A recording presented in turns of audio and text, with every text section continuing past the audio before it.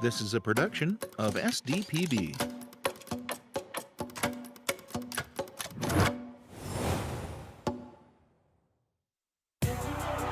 Touchdown!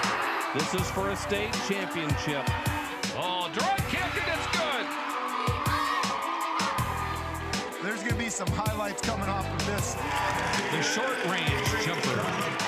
Edging out in lane 4, the top seed. This South Dakota High School State Championship event is conducted under the direction of the South Dakota High School Activities Association.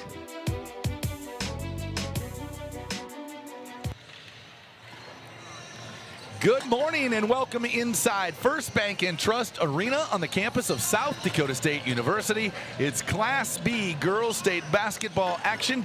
I'm Brad DeBeer alongside Lisa Bahi. And Lisa, we are in for a treat. Everybody we've talked to, at least I've talked to beforehand, you guys are so lucky you get the best tournament. They just think that the matchups, when we say best tournament, so many good matchups in this tournament. Yeah, I think you look at the teams that have made the State B tournament, any of these teams can come out in that championship game on Saturday night. Yeah, we've talked a lot about these teams. I've had the good fortune of seeing film on everyone except Corsica Stickney, and I just didn't get a chance to watch theirs, but I've scouted the rest of them because I thought maybe my team would see them. So it's kind of interesting to see the matchups that ended up in this tournament. And you look at this morning's bracket, Lyman versus Corsica Stickney to kick us off here, the 1 versus 8 seed, and then Ethan and Coleman Egan, a 4-5 matchup out of the same region. They both come out of that region 3 where there was 4 or 5 teams in that region this year that could have probably made some damage here in the state tournament, but you can say that about just about every region across the state this year, it feels like. Right, and if you go in and look at schools' schedule and who they played, and a lot of these teams that beat up on each other the course of the year. You look at the afternoon session, or the night session, I guess, if you will. It gets underway about 5 o'clock here this evening. Parkston, the number 2 seed, will take on Centerville. Those are a couple teams that know each other from the same area of the state. And then Bennett County, your defending state champions, will take on Harding County. And you got to call those games last year. Bennett County burst on the scene, and wow, the athleticism unreal with that group. Right, there's just a lot of the teams here, there's just a lot of really good athletes, and that's what makes it really fun, is to come and see them. And 5 of these teams being here last year in the state Bs, so some familiar faces to see, but interesting to see how they've improved. Yeah, be fun to watch. Let's get into it a little bit, talk a little bit about our matchups here in this first one today, with the number 8 seed Corsica Stickney at 17-5, the Lyman Raiders, the number 1 seed at 21-2. Corsica has beaten some really good teams this year, and again, as an 8 seed, don't be fooled by that 17-5 record. This is a team that, with a couple of bounces one way or the other, could just as well be 20-2 or 20-3 as well, whatever it might be. Take a look at Corsica Stickney, though. Of course, they hail out of the southeast portion of the state. Their mascot, the Jaguars, out of Douglas County. Kyle Wazorek, the head coach. 48 their enrollment, Cardinal Red, white, black, and their colors. Andy Central, Dakota Christian, Gregory in the regions. There's that SODAC 16 matchup where they defeated Wall-Bay Summit, a really good Wall-Bay Summit team. They had a great year this year. So for Corsica Stickney to win that one, an 8 or a 9 over an 8 rather, in that, a great way to start. That's a good start for you too, Gower. The guys are tipping my bottles over here. Here's our starting lineup. Braley Bordwick, 5'9" junior. Sophie DeLang, a 5'10" senior. Hayden Johnson, the 5'7" sophomore. Remy Nelson, a 5'6" freshman. And Darian DeVries, a 5'7" senior. Lyman County, the Raiders come to town. They'll have their boys playing next weekend as well. One of the teams that'll have both boys and girls in the state tournament. Take a look at the number 1 seed in the Raiders with the white uniforms on here today. Out of Presho, Lyman County. Cody Vollmer back at the helm. Took last year off. He was in state tournament the year before that. Now he's back on the floor that he probably did a few things on at his day too here at South Dakota State. There's how they got here. Kimball Whitelake and Burke fell victim. A win over McIntosh in that SODAC 16. And then that finds them with this matchup with Corsica Stickney. Quick look at their starting lineups. As you take a look at their 1 guard to be Bree Smart, Kenzie Wagner, Jordan Scott inside, Brooke Montgomery, and Mac Scott, a 2,000-point career scorer. So we'll talk more about them as we get going. Let's turn it over now as we get ready for National Anthem starting lineups to our public address announcer, man you know well, Mr. Al Bahi. Good morning, basketball fans. The South Dakota High School Activities Association, along with its corporate partners, Sanford Health, Dakota Bank, Farmers Union Insurance, Billion Automotive, and the South Dakota Army National Guard welcome you to this opening session of the State Class B Girls High School Basketball Tournament. This quarterfinal game features the visiting team on the scoreboard, the Jaguars of Corsica-Stickney High School, taking on the home team on the scoreboard, the Raiders of Lyman High School. This tournament is being conducted under the guidance and regulation of the South Dakota High School Activities Association for the enjoyment and benefit of high school students. Good sportsmanship is essential for the success of these programs, and we hope you will enjoy the games and support your athletes in a positive and sportsmanlike manner. Ladies and gentlemen and basketball fans, at this time, we ask that you please stand as we honor America. Today's national anthem will be performed by the Lake Preston High School Pep Band under the direction of Kayla Vokraт. We remind all in attendance that proper respect is to face the flag, remove your hat or cap, and stand at attention with your right hand over your heart. Veterans and active duty military not in uniform may salute the flag. Ladies and gentlemen, our national anthem.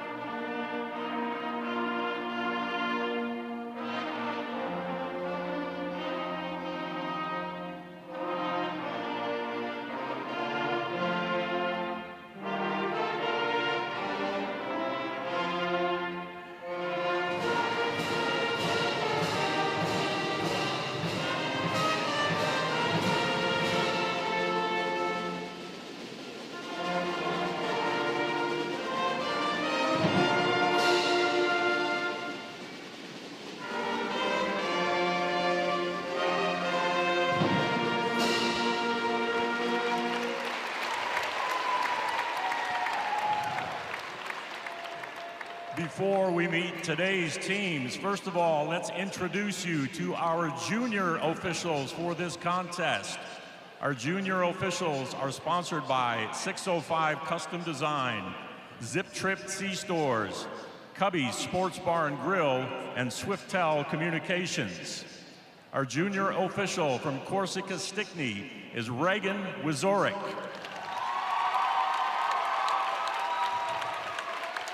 Our junior official from Lyman is Georgia Schindler.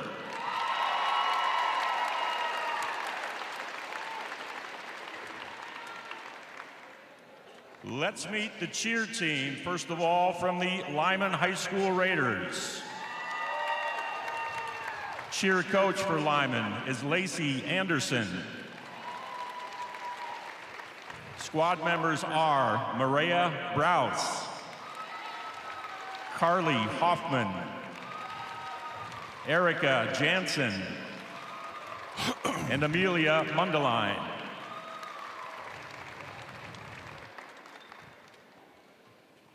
And now let's meet the starting lineups for both teams. We will be introducing players in alternating fashion.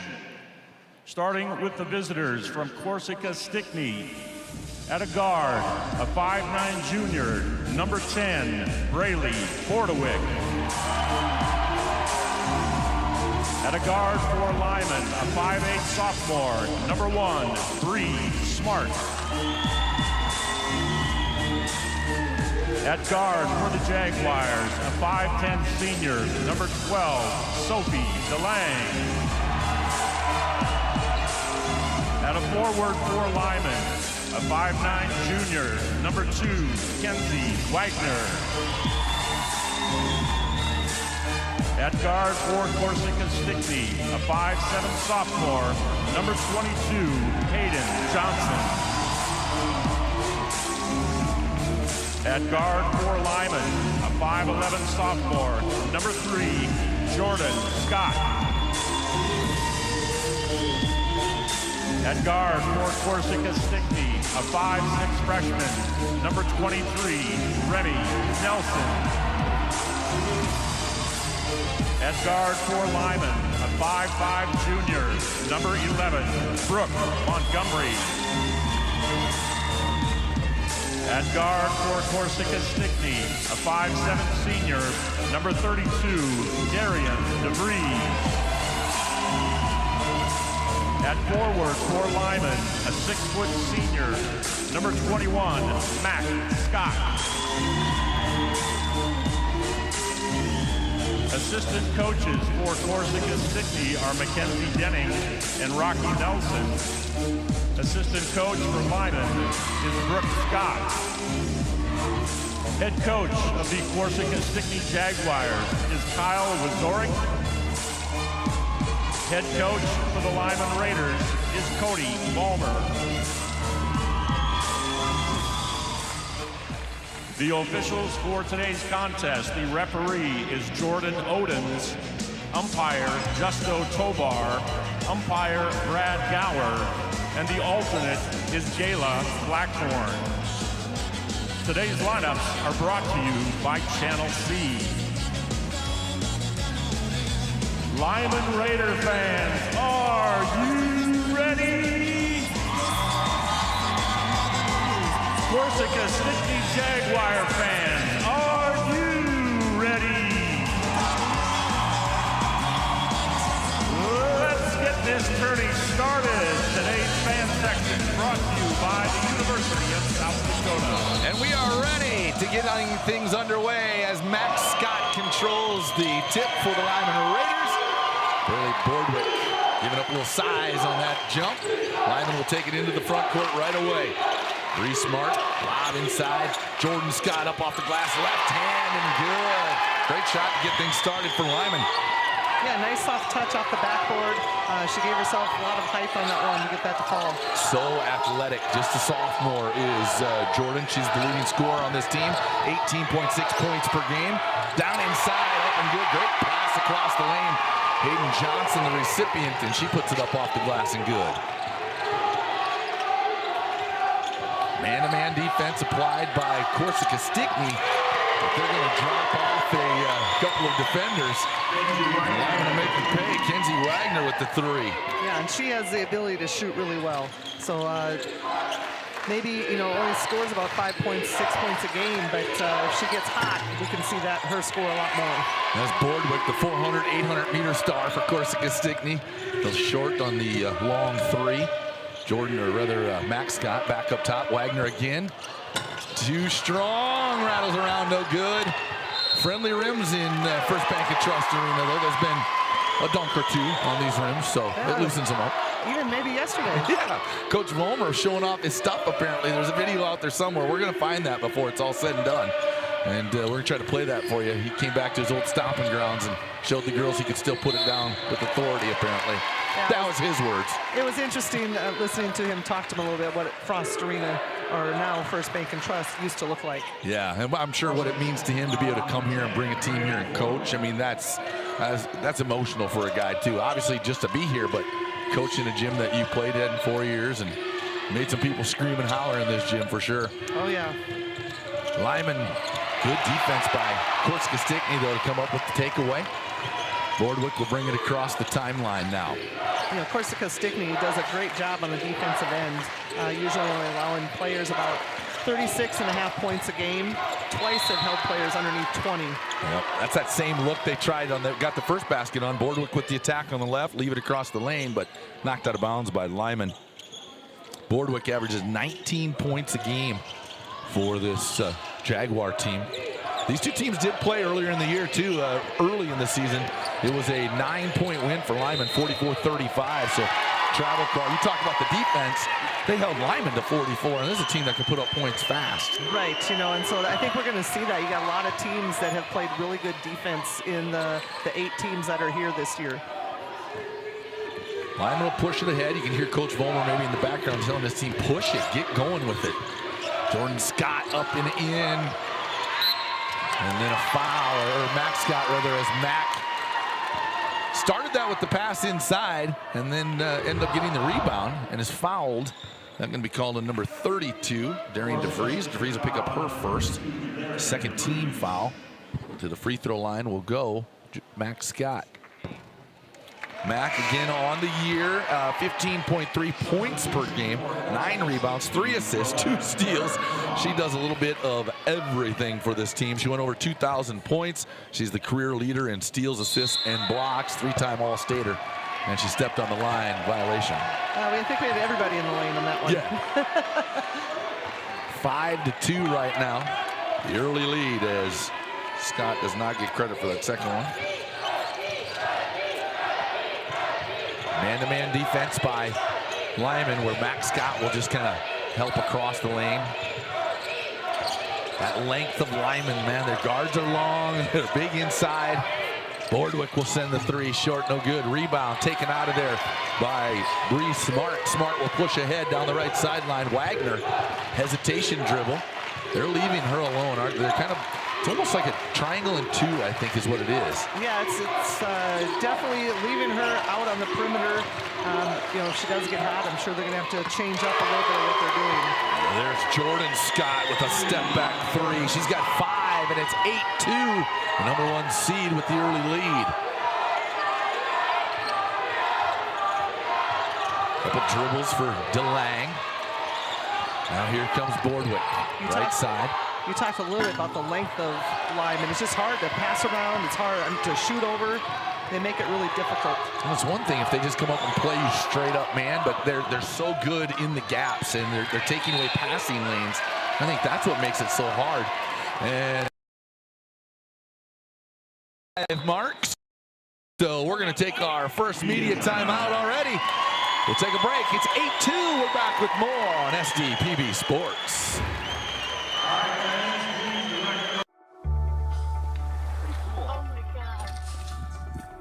We aren't meant to be still. And while you determine the direction you'll go, we're just here to help you along the way. So go. Go with experience. Go with teamwork. Go with neighbors. Go with integrity.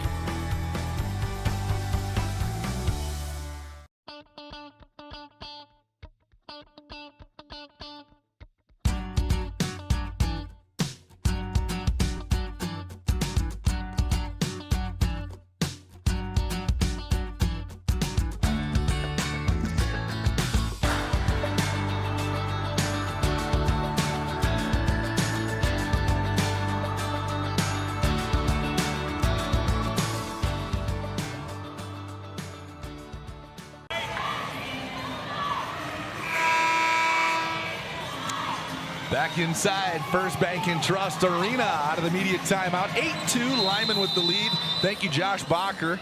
Josh sent me the video of Coach Vollmer still putting it down. Maybe not with the authority he used to, but hey, he still got it. We might get that on TV here before it's all said and done too this weekend. You really need to go in the archives and find when he dunked Midnight Madness in a cowboy hat. You can find him in a cowboy hat pretty much all the time. I'm surprised he's not wearing one right now as Bordwick scored for Corsica Stickney, make it 8-4. Scott will pull it to lefty. Got it. What a smooth shot for the sophomore. Sophomore, left-handed, just under 6 feet tall. That kid's got a future in basketball if she wants. She makes it look pretty easy out there. 3 on the way, no good for Remy Nelson. Rebound, Jordan Scott will lead the break, push ahead. On the run, losing the handle, number 11, Brooke Montgomery. The 5'5" junior, gonna try to cross it over, hold on, and go up, and just went right out of her hands. 11-4 our score. Max Scott's got 8, or rather Jordan Scott's got 8 to lead everybody right now. On the drive is Bordwick. Foul going to be called on number 11. Brooke Montgomery, first personal, first team foul. Bordwick will go to the free throw line. Again, 19 points a game for Braley. 6.5 rebounds, 4 assists, almost 4 steals a game. And I think she was part of a medley relay team that got first in the state last year at Howard Wood and at the state meet. Just an all-around athlete.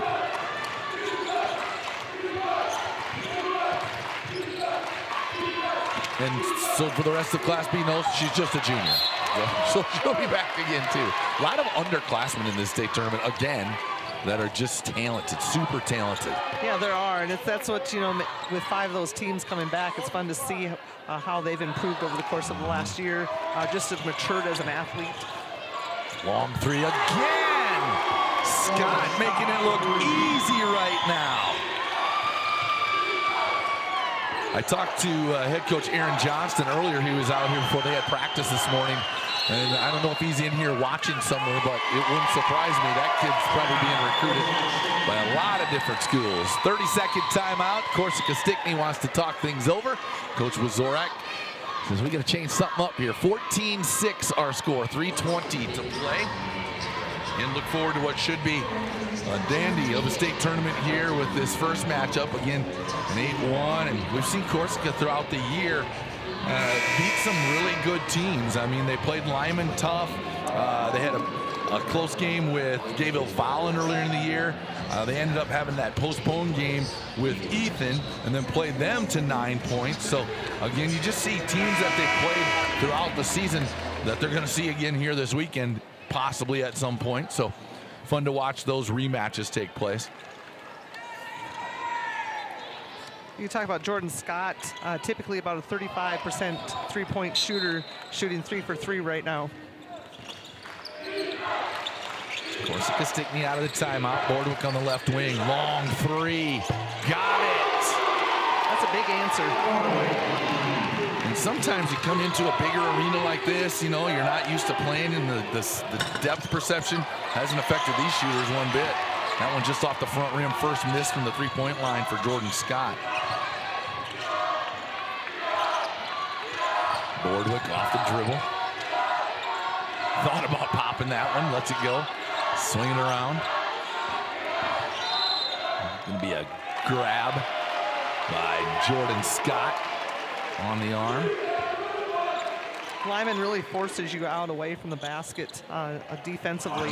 And then also you got to think of high school athletes, that second three-point line that's down there, having to recognize which one you're at. And you know what, anymore, I don't even know if they care. Like, quite honestly, you start watching some of these high school kids the way they shoot it now, they don't care where they're at.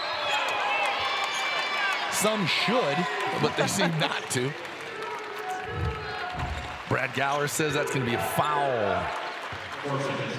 Number 10, Bordwick. Is that her second, I believe? Yeah, her second foul. So that could become an issue for Corsica Stickney. They're going to want to pay attention to that. Bree Smart knocks down the first one.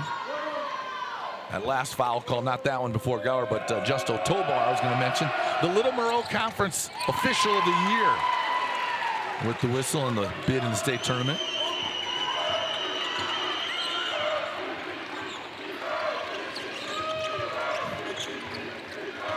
Top of the key.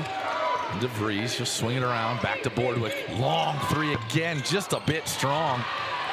Chase down. Offensive rebound. Batted around and take it out by DeLang. Turnaround. No good. Max Scott with the rebound. She'll fire it up to little sister Jordan. Jordan down the lane. Left hand again. No, this one rattles out. Corsica Stickney. Got to get good possessions. You can't have empty possessions against a really good team early on when they're shooting well either. Right. DeLang will take it out. Sophie looks at the out-of-bounds play, fires it way out top. DeVries swinging around now. Hayden Johnson on the top. Bordwick let it fly. She barely caught that couldn't let it go. Another 3 for Boardwick. Yeah, that was a nice quick release. She had her feet set, but like you talked about, she barely caught that and had that shot. 10 flying. points for Boardwick already. She's got 10 of their 12. The Stars seem to shine a little brighter at state tournament time, don't they? Yeah, they do. On the run, DeLang just couldn't. That's why you got to catch it in the air, right? Yep. I mean, you think, oh, I'm going to grab that and go up with it, but you got to catch it right away. And that's tough because you've got Scott coming right behind you, long arms. It's a tough pass to make. Yeah, don't think DeLang didn't know who was running with her. She knew exactly who that was. Lyman inside. Turnaround up too strong for Kenzie Wagner. Offensive rebound inside. Bree Smart loses the handle. And a foul going to be called on number 22 with the push, Hayden Johnson. Johnson will pick up her first personal. That'll be the 4th team foul. Lyman will get into baseline out of bounds play. Nope, they're going to go, oh yeah, underneath. Trigger it with their post player. You can see that a lot. A lot of times you see the guards take it out, right? But they use Jordan Scott or Max Scott in a lot of different ways on this team. Well, the height advantage can help when you're taking it out, being able to see. 3 on the way up and good. Lyman shooting lights out. Brooke Montgomery getting in the act. Yeah, that was a big basket for them, ending the drought. They had been 0 the last 4 shots. And finding other people to score besides Max Scott. Look out, body. Who's that going to be on? Is that Jordan Odens will tell us? Foul is called on number 22, Hayden Johnson. So Johnson picks up a quick second. That'll be the 5th personal, or the 5th team foul, with under a minute, 42.7 seconds to play in this opening quarter. As a team, Corsica Stickney right now 4 of 11 from the field. Lyman 6 of 13, but Lyman 5 of 9 from behind the arc. Smart no good on the first one. She'll get a second. 42.7 seconds to play. And the second one is up and good for Bree. Again, Bree Smart, 11.1 points per game, 3 rebounds, just under 2.5 assists per contest. Boardwick swinging left side. Johnson. Johnson now off the dribble, left hand, leaves it across the lane. Nobody home. Tipped out of bounds by Boardwick. Lyman will control. Shot clock is off. And take the last shot of the quarter if they want.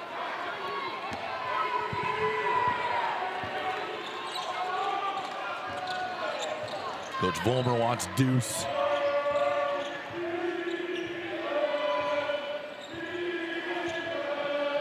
So looking to run at the end of the quarter.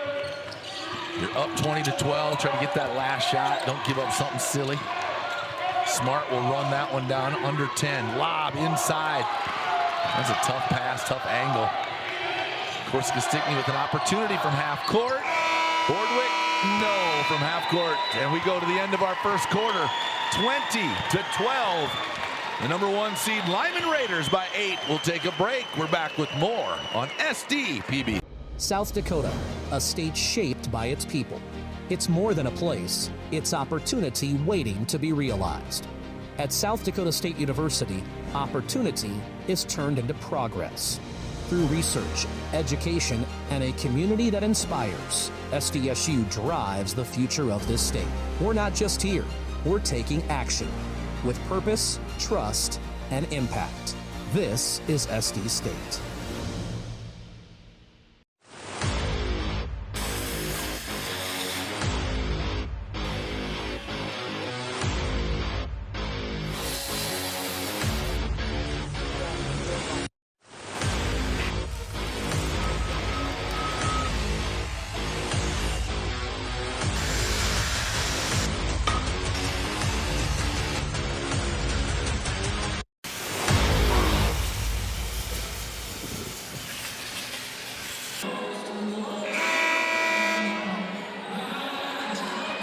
From inside, beautiful First Bank and Trust Arena, the home of the 2026 Class B Girls State Basketball Tournament. What a great venue.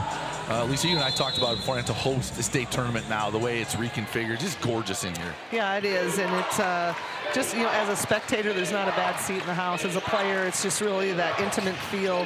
The fans are right there with you. And you get to play on the floor of the most, prolific or most successful program in South Dakota, really. I mean, it's incredible when you're talking women's basketball, especially.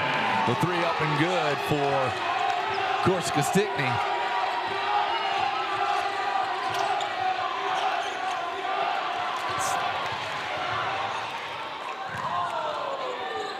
Chased in the corner and saved.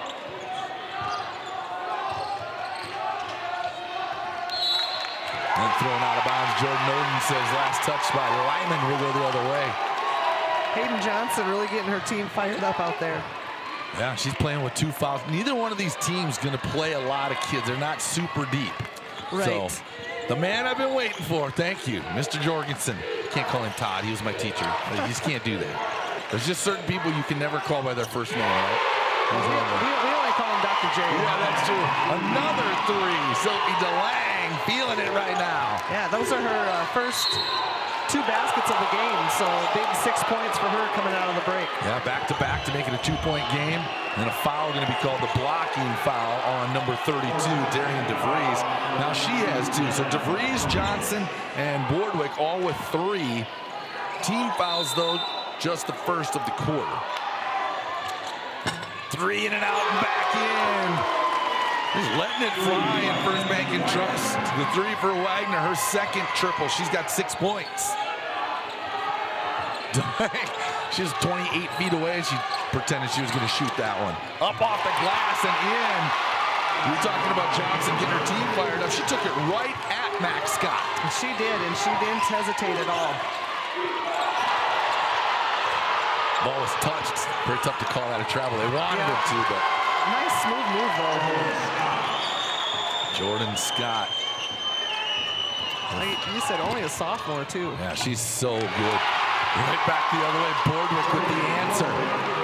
25-22. Corsica Stickney just sticks around. Like you talked about earlier, their defense. When you play defense, it keeps you in it. Now we're talking about how hot Lyman has been shooting, but they've made big plays when they've needed to. Wow. That is not an easy shot. Jordan Scott is just making this game look simple right now. First Bank and Trust Arena baskets are about 6 feet in diameter right now. Yeah, both teams shooting above 50%. Just a little strong. A little offensive rebound and a foul going to be called on Lyman. Kenzie Wagner will pick up her first team foul of the quarter. Sideline out of bounds. Triggered by Sophie DeLang.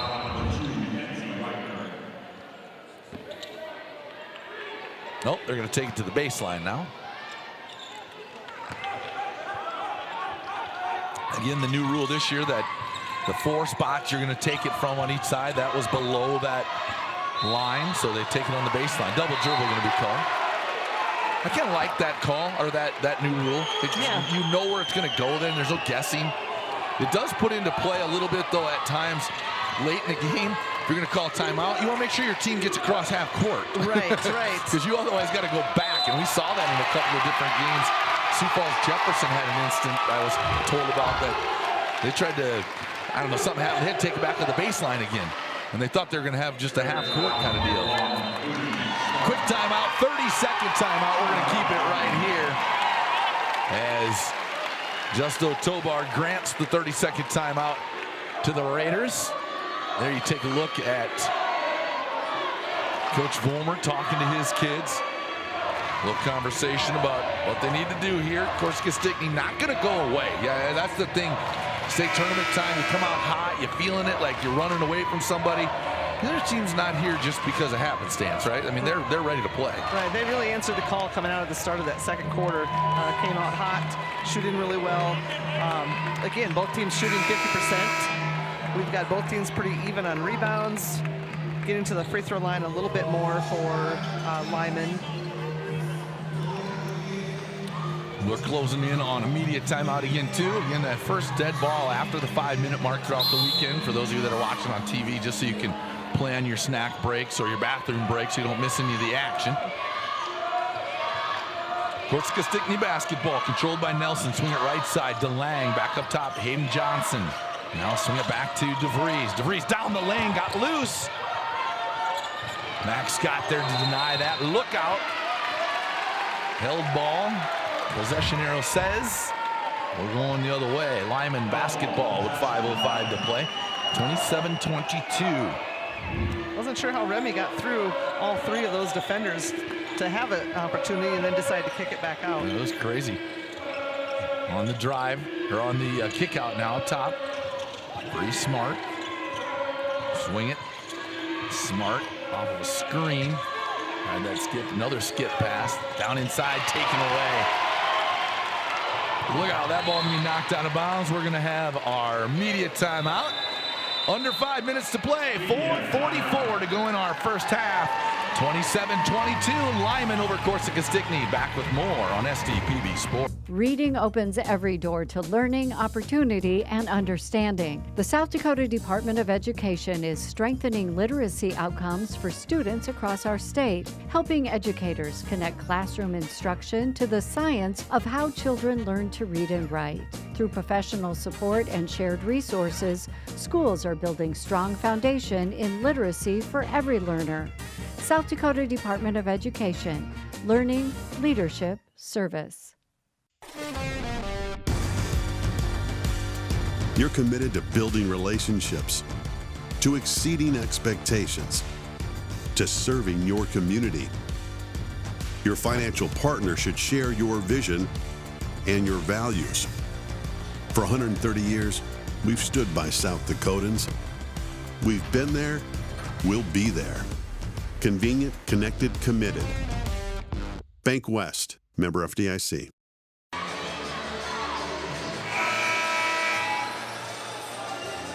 Back inside First Bank and Trust Arena. 27-22, the Lyman Raiders, your #1 seed in this 2026 Class B Girls State Basketball Tournament with a 5-point lead over the 8 seed Corsica Stickney. Jaguars hanging around though. Yeah, just like you talked about, you know, just because of the 8 seed, you can't overlook them. All 8 teams that are in this State B tournament are quality teams. Yeah, I lived that life last year as the 8 seed, and you just got to battle. There's a travel.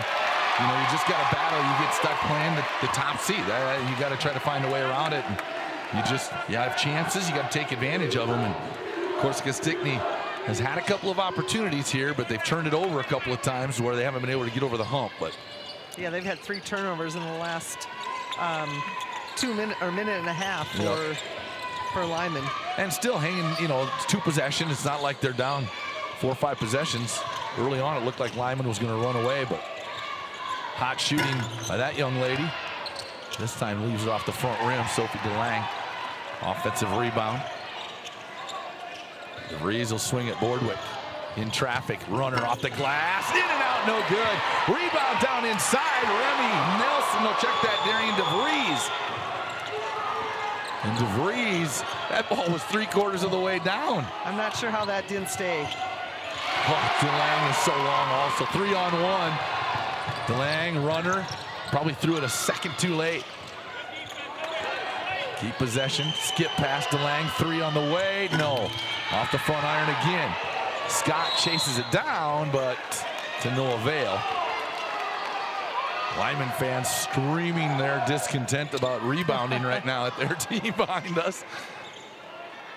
Long shots lead to what? Long rebounds, right? And sometimes it's hard to defensive rebound out of a 3-point shooting team. Yeah, you know, the last couple minutes here, we've had 3 turnovers from Lyman and 0 of 5 shooting from Corsica Stickney. So kind of get into a little lull. You probably expect both teams to pick it up here in the last couple minutes. Jordan Scott picks up her 2nd personal. So the 2 leading scorers of each team, Braylee Boardwick and Jordan Scott, each with 2 fouls here in this first half. Lob up and over. They're not going to get a lot out of the baseline inbound, are they, against that size inside? No, they aren't. To the lane. Nelson gives it up. DeLang on the run, and a foul going to be called on Bree Smart. Smart just kind of rode her to the baseline out of bounds.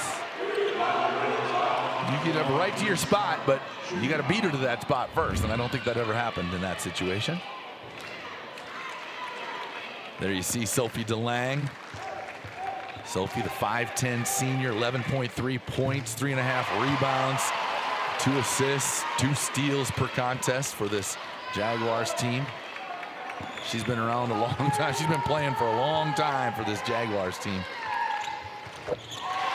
One of their alum playing in the national tournament this weekend as well, Avery Broughton, the Defensive Player of the Year in the GPAC and all GPAC performer.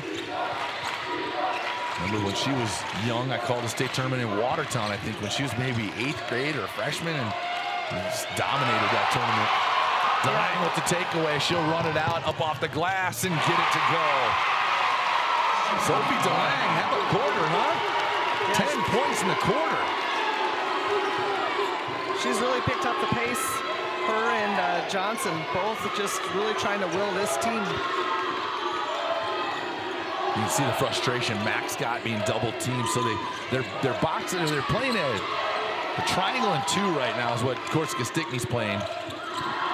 And they are not letting Max Scott touch the basketball. Every time she thinks she's got a lob, Corsica Stickney's got backside help. And it's great. That's the word I'm looking for. Discipline from the defense. Because you can draw that up all you want as a coach, right? Right. You still got to be disciplined to run it the way you do it up. But she's just, she's not able to get they're not able to get the ball into her. She's not able to get many rebounds and putbacks. They're just doing a really good job taking her out of the game. Bordwick for 3, too strong. Rebound, another offensive rebound for Corsica Stickney. And a takeaway from Brooke Montgomery. Now the run out, Bree Smart, step through, a little Euro, in and out, no good. Rebound, Johnson. Johnson will bring it up. They work so hard, that's the difference. These teams in the state tournament, you see effort never lacks.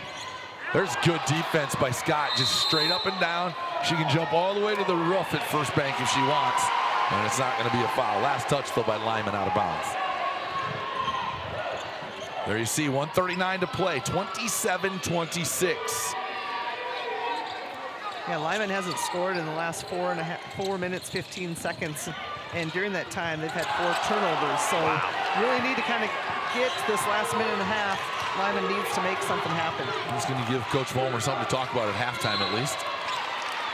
And you can credit that, Corsica Stickney's really picked up their pace here in this second quarter defensively. Yeah, Sophie Delang, the length that she brings out front too. I mean, they list her at 5'10". She almost looks taller than that, but her arms stretch all the way across if she needs to.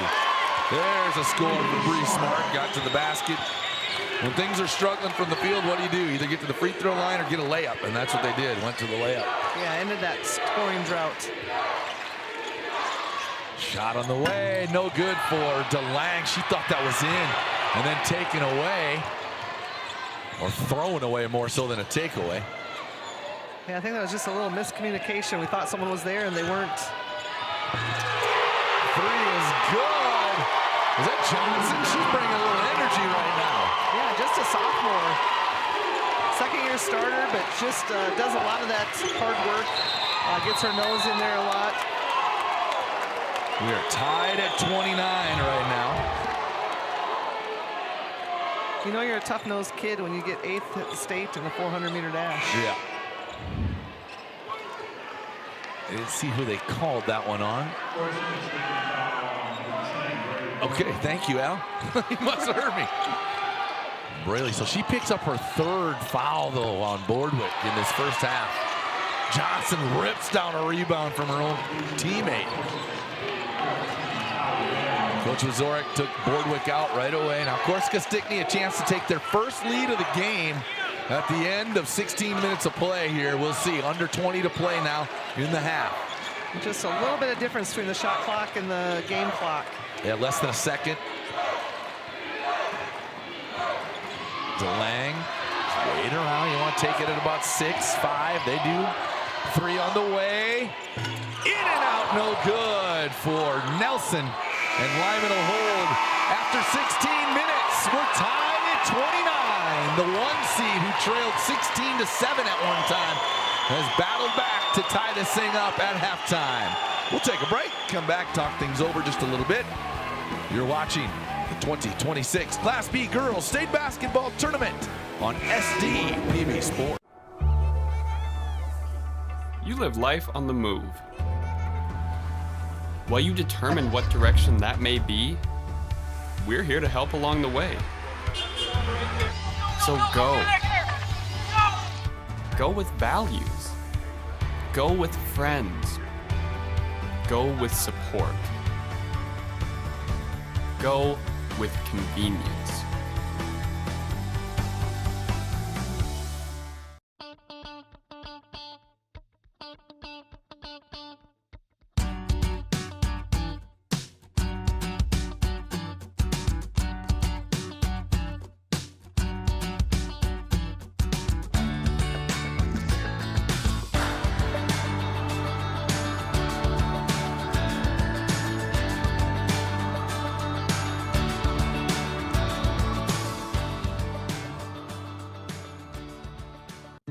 Bioethanol supplies more than just energy. It creates jobs in rural communities. It drives demand for local corn. It provides opportunities for family farms to thrive. To ensure agriculture plays a leading role in the efforts to decarbonize and transition energy, bioethanol remains at the forefront of a pursuit for a cleaner, brighter future for all Americans. Learn how at sdethanol.com. Powering the possibilities of tomorrow starts today. For our homes, our farms, our businesses. That's why our Touchstone Energy Cooperative continually plans for the future by utilizing and sourcing safe, reliable power for the next generation. So we can power possibilities long into the future. Touchstone Energy Cooperatives, powering possibilities.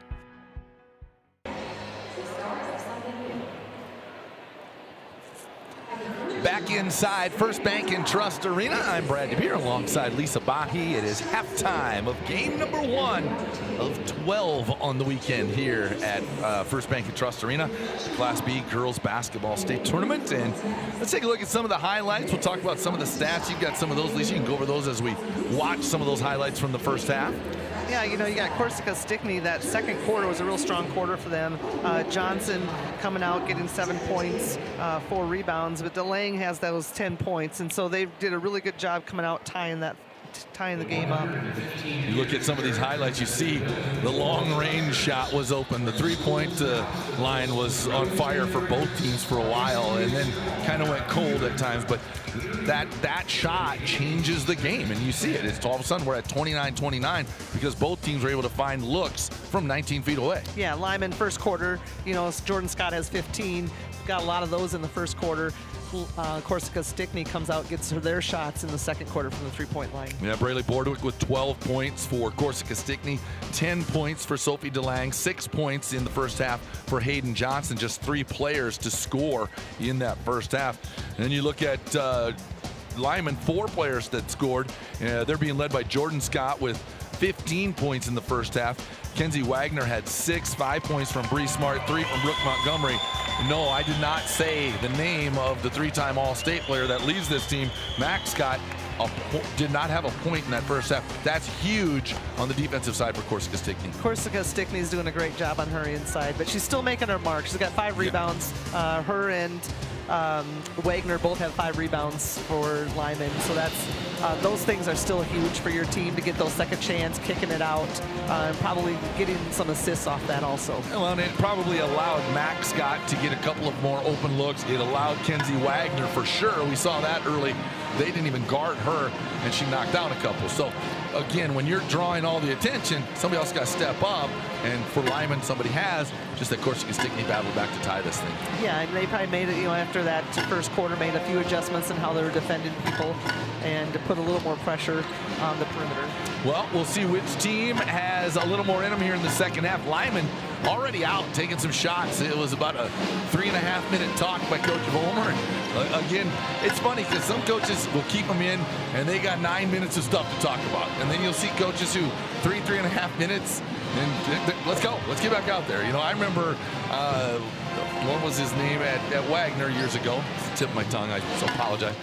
They never went down. They sat on the bench at half court and never went in at halftime. He's like, you guys used to talk about why would we? Like, we know what we're supposed to do. We don't have nothing else to fix. So it's amazing the thought process of some of the coaches. Well, you know, Cody, living in a house with a lot of women, maybe doesn't get to talk a whole lot either. So that could be he's just trained. Just trained that way. Gets what he needs to say. He's got a short time, gets it done, and gets him back out again. I hope his wife's not listening right now, so we apologize if that's we didn't mean it that way. Let's take a break. We'll be back in 2 minutes and then get you set and ready for our final 16 minutes of game number 1, the Class B State Girls Basketball Tournament here in Brookings at First Bank and Trust Arena on SDPB Sports. What does primary care mean to us? At Sanford Health, it means being there when and where you need it most. It means building a relationship, because when a provider really knows you, they can deliver the best care for every aspect of your health and your life. So what does primary care mean for you? It means understanding your health for today and for where you're headed next. It means a lifetime of care for a lifetime of you. Your Great Plains Case IH dealers know that hard work starts early, in the field and on the field or the court. Dedication, teamwork, pride, the values driving farmers also powers South Dakota athletes. Growing crops or growing champions, it takes the same drive to succeed. Your local Great Plains Case IH dealers know the future is built by showing up day after day, ready to work, ready to win. Great Plains Case IH dealers, supporting schools, athletes, and the communities we grow. For over 55 years, Muth Electric has been powering progress across the Midwest. Our team of professionals deliver electrical solutions with innovation and safety at the core. We work with purpose, knowing that each project contributes to something bigger. Muth Electric, a partner in building a brighter future since 1970.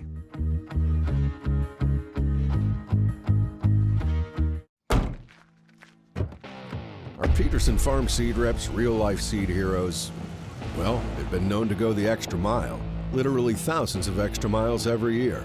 And when they're not driving gravel roads, they're out walking fields and sampling soil. When time is the enemy, they're there to save what's left of the day. Are all Peterson Farm seed reps seed heroes? I guess that's a yes. Peterson Farm Seed, we're that kind of seed company.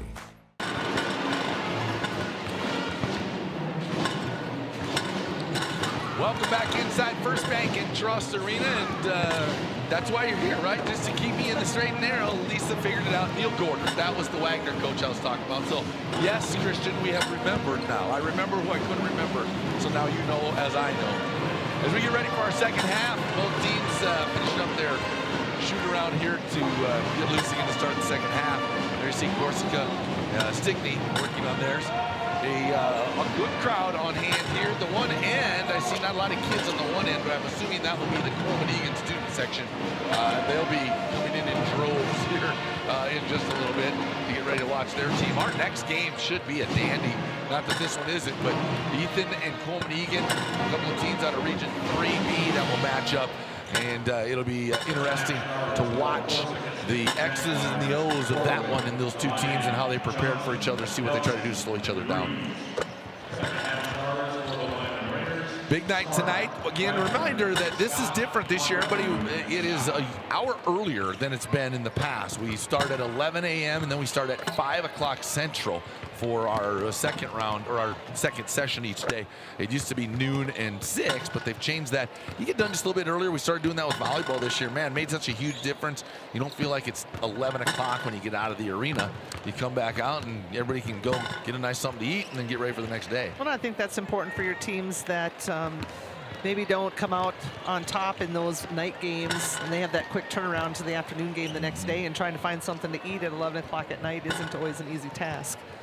It'll be a little easier. Brookings got plenty of places to eat. If you haven't been around Brookings, you can find somewhere usually. So, and I know you were talking about Ethan. It's interesting. We'll maybe talk about more.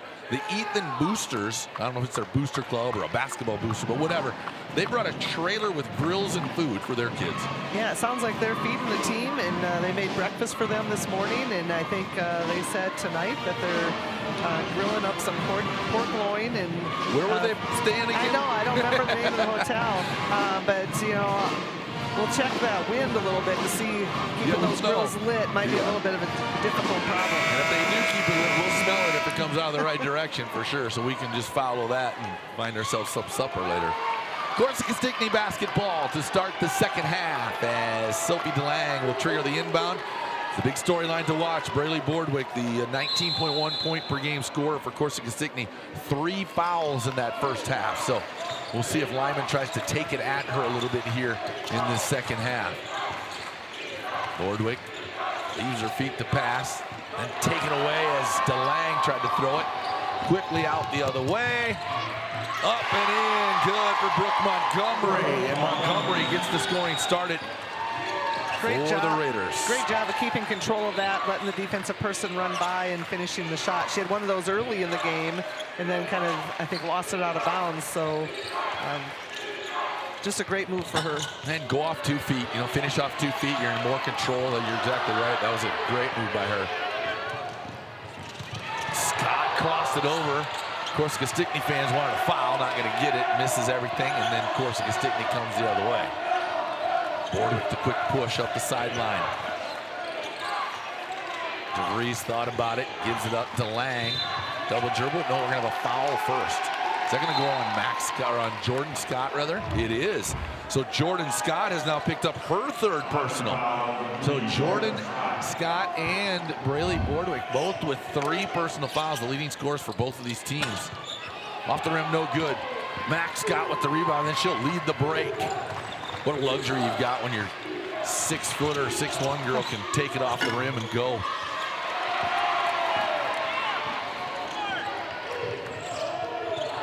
The Jaguars now trailing by 2, 31-29, will control in the front court. 3 on the way, off the front iron, no good. Scott with another rebound, fired out to Sister Jordan, 1-on-1. Boardwick just gonna run through, has to with those 3 fouls. Scott up and good off the glass. Yeah, she knew she couldn't afford to contest that a whole lot. And a quick 30-second timeout by Corsica Stickney. Just a 2-possession game, 4-point lead here, but Coach Wazorek seeing something out of his offense that he's not particularly happy with. He wants to reset things.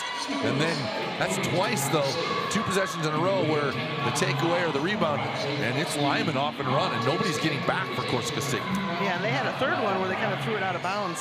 But they had been really looking, I think, maybe Coach talked a little bit at halftime about trying to push the ball a little bit more at the Corsica Stickney. Well, and he talked, you could hear him in the first half yelling, go, go. He was just on them, relentless that first quarter. Second quarter kind of fell off, but I think it was kind of, everybody got a little tired, that rush of adrenaline, you know. Right, and it's what a luxury to have all players 1 through 5 can get the ball and push the ball. Yeah, every one of them can handle it. And again, I don't know that they want Max Scott being their point guard all the time, but when she can take it off the rim and go 5-6 dribbles and lead your break, it's a luxury. Jaguars up top with DeLang. Swing it left wing. Boardwick now will take it. Boardwick off the dribble to the baseline, off the glass, and good. Great move by Braley Boardwick.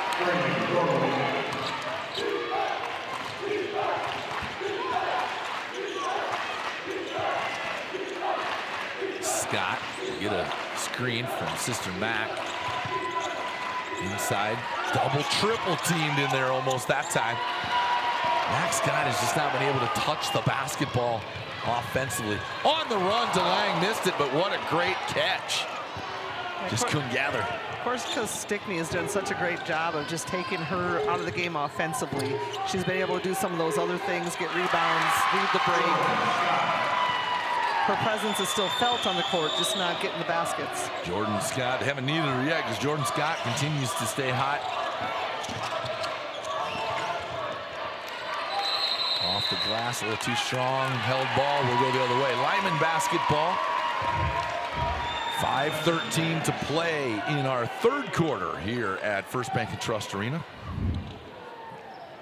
Campus of South Dakota State.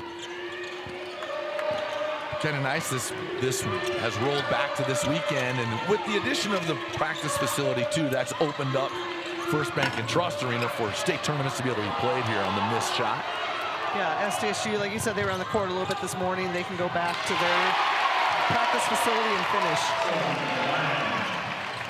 DeLang with the run out, catch, put on the brakes, let everybody fly by, and then laid it up and in. Down the lane, tipped away, that was knocked away by the defense. out of bounds. We're going to have immediate timeout.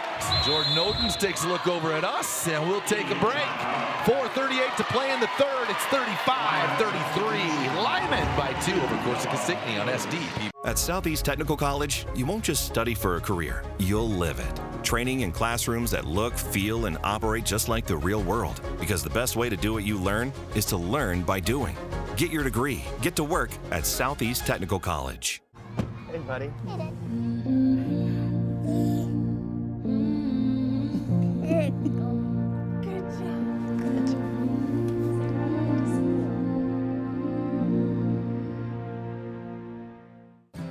Creating a legacy means different things to everyone. For us, it's about family, watching my daughter follow in my footsteps, passing the farm onto her, and working side by side every day.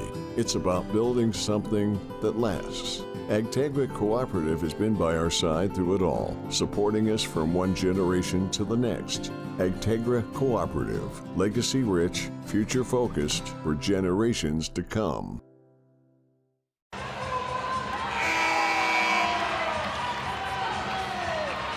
Back inside First Bank and Trust Arena, ready to play ball here after our first media timeout of the second half.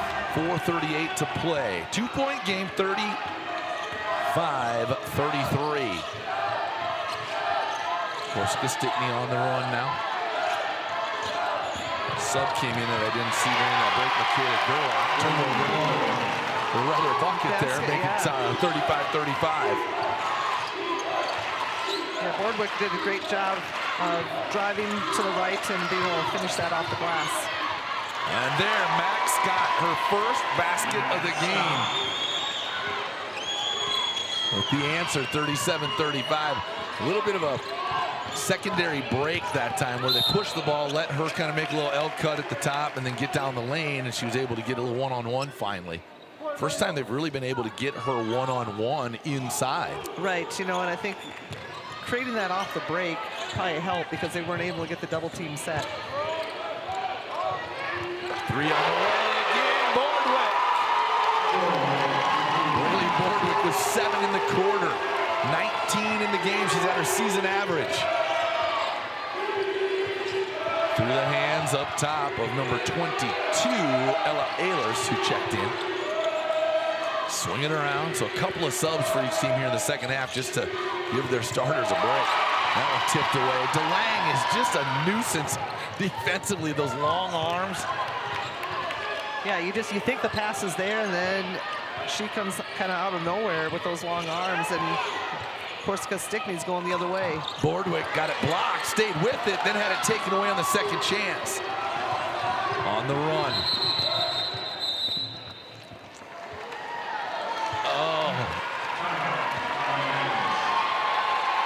We got a quick timeout. We'll take one as well. We'll step away with 38-37 our lead. Corsica Stickney back with more on SDP.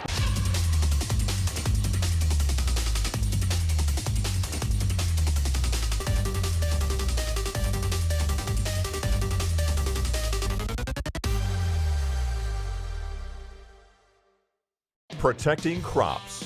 Agronomy Plus in Mitchell, Rock Creek in Howard, and Valley Station at Armour provide agronomy services, fertilizer products, and crop analysis systems, including Agronomy 365. This system helps manage your field's performance, supporting small-town communities while hiring and training local youth. Agronomy Plus in Mitchell, Rock Creek in Howard, and Valley Station in Armour, serving area producers and their communities.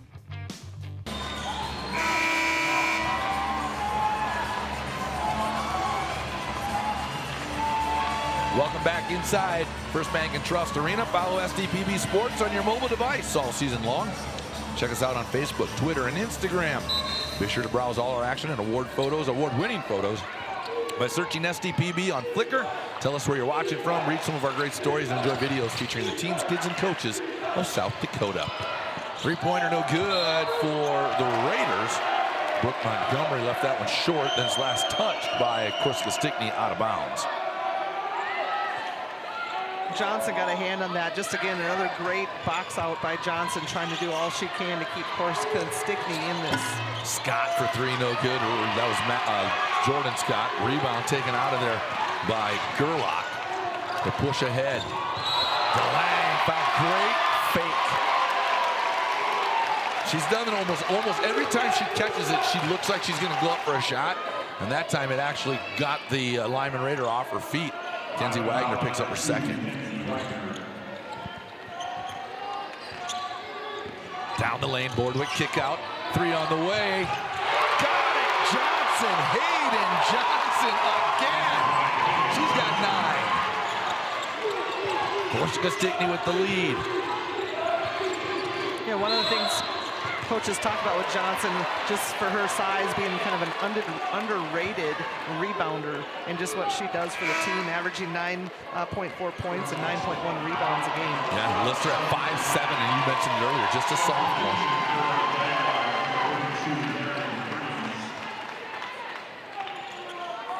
Lyman will trigger right in front of us. Rook Montgomery. Bring the Raiders set. Swing it around, Wagner. Thought about the three.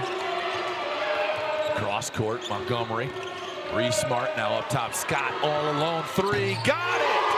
That's her first three in a while. Yeah, Corsica Stickney just lost track of her a little bit. Her fourth three of the game. She's got 22 points in the contest to lead all scorers. And then a three at the other end. Hayden Johnson again. Back-to-back triples for the sophomore. Oh, that one was just about thrown away. Saved by Lyman. Too strong, and a foul going to be called on the rebound. Imagine who got fouled. Kenzie Wagner picks up the foul, but it was Hayden Johnson doing the block out to draw that foul. 44-40, Corsica Stickney with the 4-point lead. She's just a workhorse. You know, she's getting it done on the offensive end. She's boxing out, playing great defense. Boardwick kick out. DeVries, or rather Nelson thought about it. There's a travel out top. Boardwick a little quick with the shuffle. She's just so quick. Yeah, Coach Wazorak telling Remy Nelson, you got to shoot that one. He wants shots early. 1:24 to play in the third quarter. 4-point lead for our number 8 seed. You know, Corsica Stickney, you got 19 points from Boardwick, you got 12 from DeLang, and 13 from Johnson. Just really well-rounded. Well, if you're going to get 13 out of probably Hayden Johnson, who averages 9 a game, you're already ahead of where you thought you'd be coming in, right? That's right. From the corner, three on the way. Montgomery, no good. Rebound taken out by Boardwick. The Jaguars will run. Leaving it to the right side. Johnson again off the glass. Got it! Basket's good and a foul. Hayden Johnson running the floor, getting rewarded. And the foul goes on number 11. Brooke Montgomery, her second personal. When you work as hard as Hayden Johnson does, you get rewarded with things like that. Coach always said good things happen. Yeah, the harder you work, the luckier you get. Is that one of those things that too? Might be one too. Yeah, I'm not a big believer in luck, but you kind of create your own, right, when you work as hard as she does. Offensive rebound on the missed free throw. Now Corsica Stickney will get a little bit more discipline and slow it down. 46-40. Just feel after that last timeout by Corsica Stickney, their intensity has really increased. Confidence builds with every possession right now for them too. Such a huge part of girls basketball, that confidence. There's a confident shot, little strong rebound. Scott. Here comes Jordan Schiller. Jordan will push it ahead, tipped away from behind, and foul number 4 on Jordan Scott.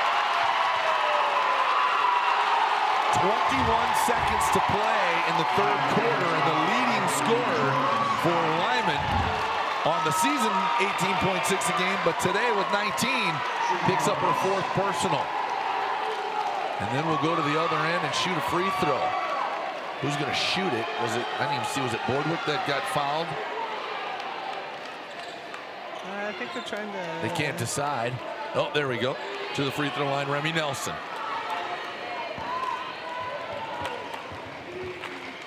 Remy, first one on the way, rattles around and gets it to go. You see Max Scott jogging back in there to get in on this second free throw, but just her basketball IQ over here talking with coach, trying to figure out their game plan for these last 21 seconds. Makes them both.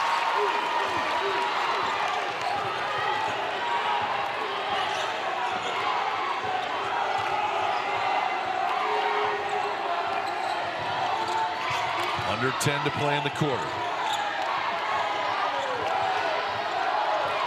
Jordan Scott, or Max Scott this time, down the lane, no good. And Corsica Stickney, a big third quarter. 19-point third quarter. They outscore Lyman 19-11, and they lead 48-40. We'll take a break. We're back with more. Our final quarter play coming up on SDPB. Is it the competition that keeps bringing you back? The long-standing rivalries?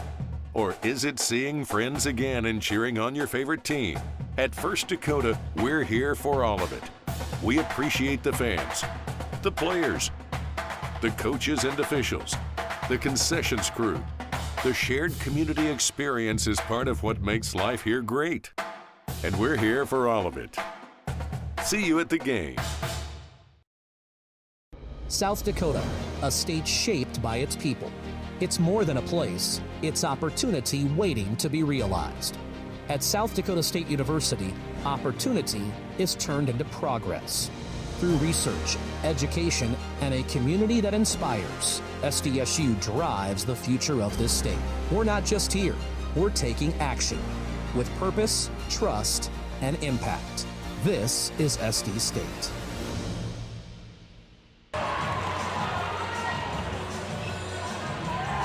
From inside First Bank and Trust Arena on a Thursday afternoon, how could it be any better?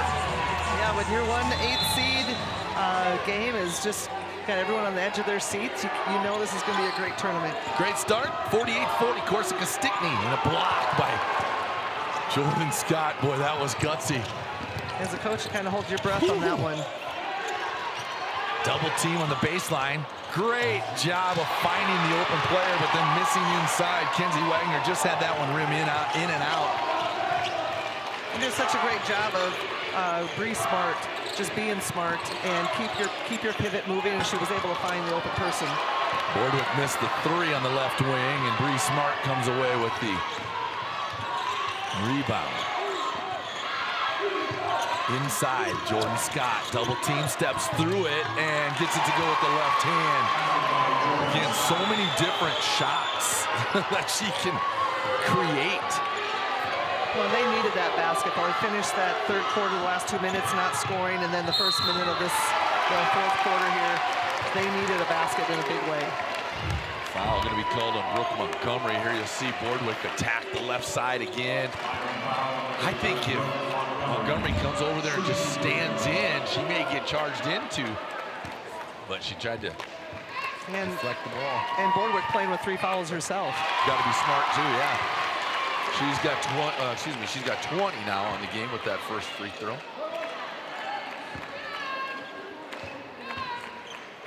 Second one on the way for Bordwick is good. 21 in the game for Braley Bordwick, and it's an 8-point lead for the number 8 seed. 3 timeouts remaining for both teams. Lots of basketball to be played here in our opening round. The beauty of the Sodak 16, right? We get an 8 and a 1, and it's not like a true 8-1. That's right. Great move it's inside. Interesting, Corsica Stickney with that diamond and 1, box and 1 on Mac. Lyman pulling her out, opens up the lane a little bit for Jordan then to get to the basket. Shot up and good. Stepping out with confidence, Terrian DeVries with the basket. 6:23 to play, 52-44, and DeVries with her first points of the game. The cousin to Courtney Menning, now Courtney Peters, who had a long career at Corsica Stickney, played at Dakota State on 4 national tournament teams. Courtney always likes to get a shout out, so we had to make sure and work that one in today. You know, Lyman really being tested here. They've had 2 losses on the season. One of those to Bishop Healing Catholic in Iowa, who's 22-1 and right now 7th in 4A for Iowa. Yeah, they played that at the Pentagon, didn't they? Yeah, at the Pentagon, and then lost to Bennett County. And both those losses for them came in the month of February. But they lost to Bennett County 58-76. Yeah, and that was like, I watched that game that night, and Bennett County just lights out from the start, and Lyman just could never recover. In one of those situations where they get away from you, and when Bennett County gets going, we saw what they can do as they ran last year. So right, and those 2 losses, you don't, as a coach, you don't always want losses, but sometimes you learn a lot from those. Yeah. And so I think if they're able to get out of this, reflecting back on those 2 losses will really help them. Now, when your only 2 losses come to state tournament teams in 2 different states, I mean, you can't complain. Really. That's right. You take what you have, and that's why they're the #1 seeds. We'll see how they respond here with just over 6 minutes to play, trailing by 8. Scott lob it up high, Bree Smart. Smart from the free throw line, pull-up jumper too strong. Rebound taken out of there. Look out, that ball being saved. I thought it could be a nose breaker. Kenzie Wagner just missing inside. Jordan Scott will, nope, they're gonna go Max Scott to inbound now.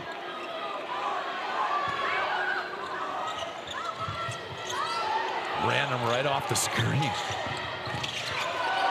Scott is pushing the limit with every offensive drive right now as far as going to make the officials call an offensive foul if they think it's there, but she is aggressive. Yeah, and doing all that with 4 fouls, just very confident. And a foul at the other end going to be whistled against #1, Bree Smart, her 2nd personal.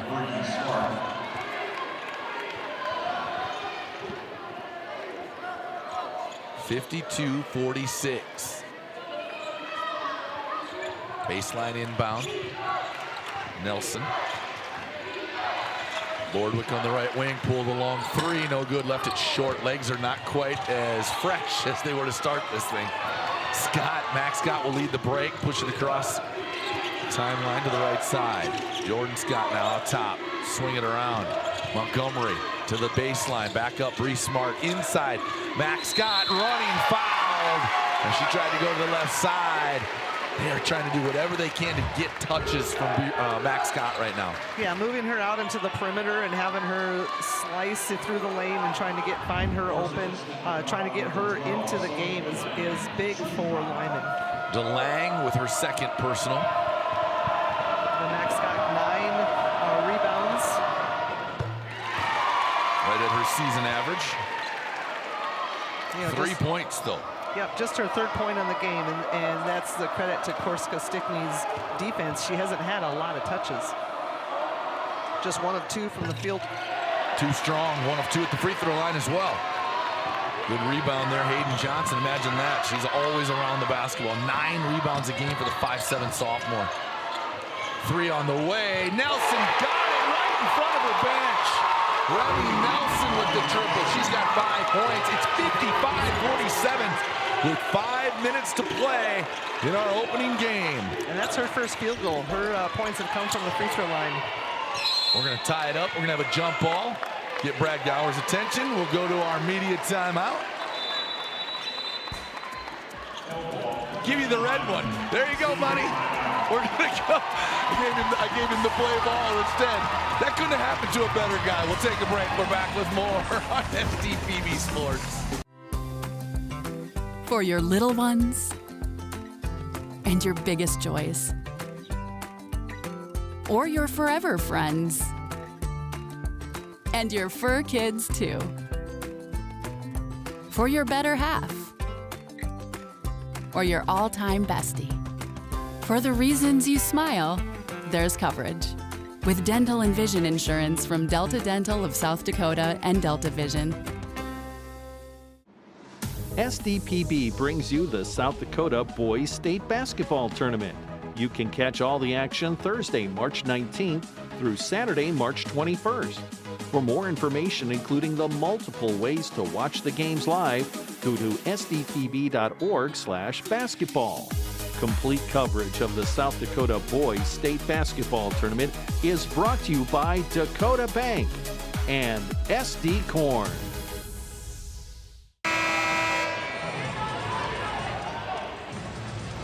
Play ball. We give them the right sign this time. We're ready to go. It is 55-47. Lyman to trigger. Look inside. Smart will kick it outside. 3 on the way. Got it! Kenzie Wagner. Her third three-point basket of the game. And now it's 55-50. Quickly the other way. Good defense by Max Scott. We're going to have a held ball. I think it's going to stay Corsica Stickney basketball, and it does.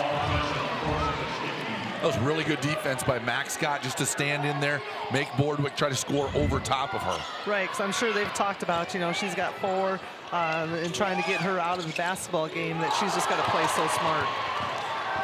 Now Lyman on the run, chance to, taken away. Boardwick couldn't quite corral it. Knocked it out of Jordan Scott's hands, but right here in front of us will trigger the inbound. Justo Tilbar, the LMC official of the year with the inbound. And Lyman's made 4 of their last 5, so we'll see what we can do with this possession. Max Scott, top of the key, swing it. Bree Smart now on the left wing. Straight, man, they're playing more of a boxing one maybe now, is Corsica Stickney. In and out. Corsica Stickney on the run. Down the lane, up, and just too strong for Johnson. I think she was expecting some contact, or at least a defender to fly by, and she was all by herself. Yeah, just a little too hard, but just gotta love her intensity.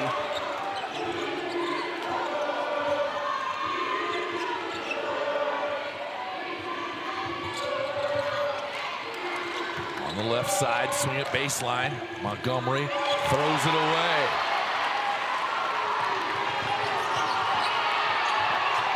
You're talking about Johnson. She had 17 rebounds in a game this year. Yeah. We're talking about her at 9 per game, but she had 17 in one game at 5'7".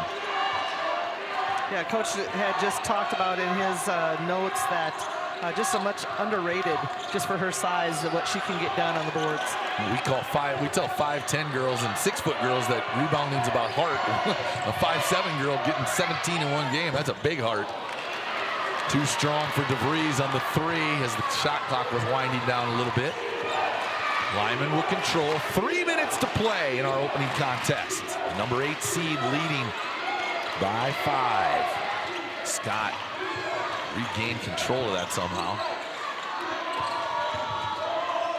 Down the lane, Max Scott stepped through, got it up off the glass, and good. What a great job of switching hands, knowing she's not going to get that off with her left, switches to her right, and is able to put that in. That's an instant where you don't always have to score with your left hand on the left side, right? You score with what you can score with. That's just someone who's had the ball in her hands a lot to understand that. Basket up and good for Remy Nelson, and the foul on the attack. Foul called on number 11, Brooke Montgomery, her 4th personal.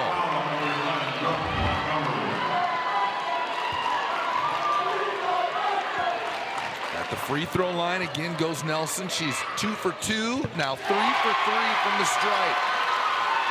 She's got 6 points in the quarter. 58-52, 2:20 to play.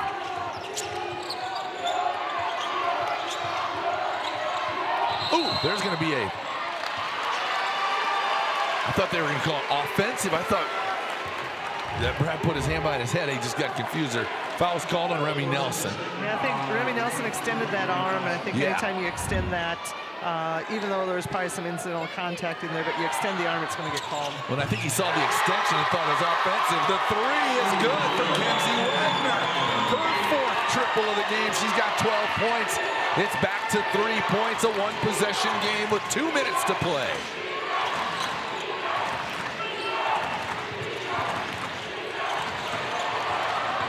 DeLang has it taken away. Threw it right into the defender's hand.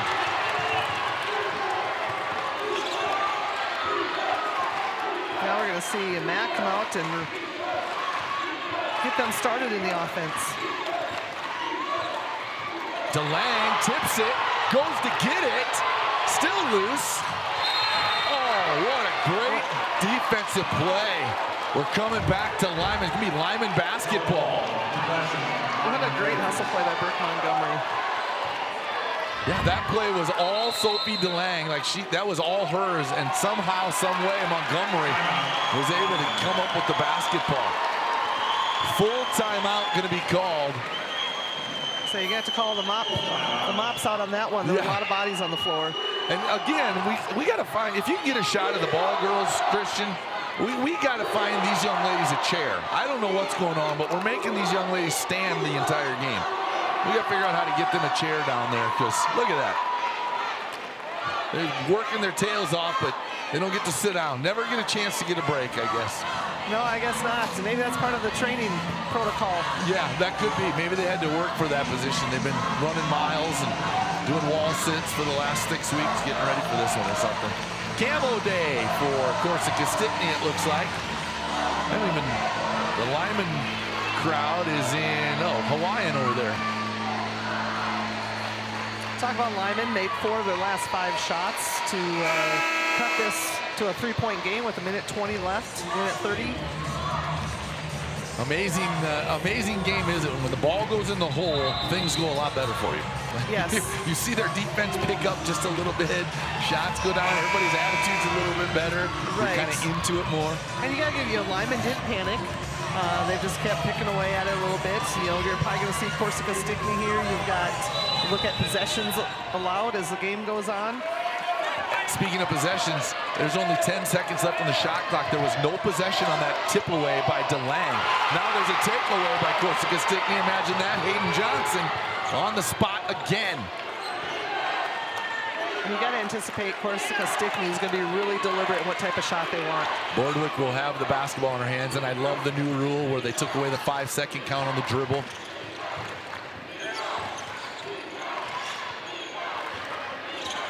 Johnson crossover, leaves it. DeVries going to be fouled. Woo-wee. That was an amazing pass. Foul going to be called. Was that on Brooke Montgomery? If so, to be her 5th.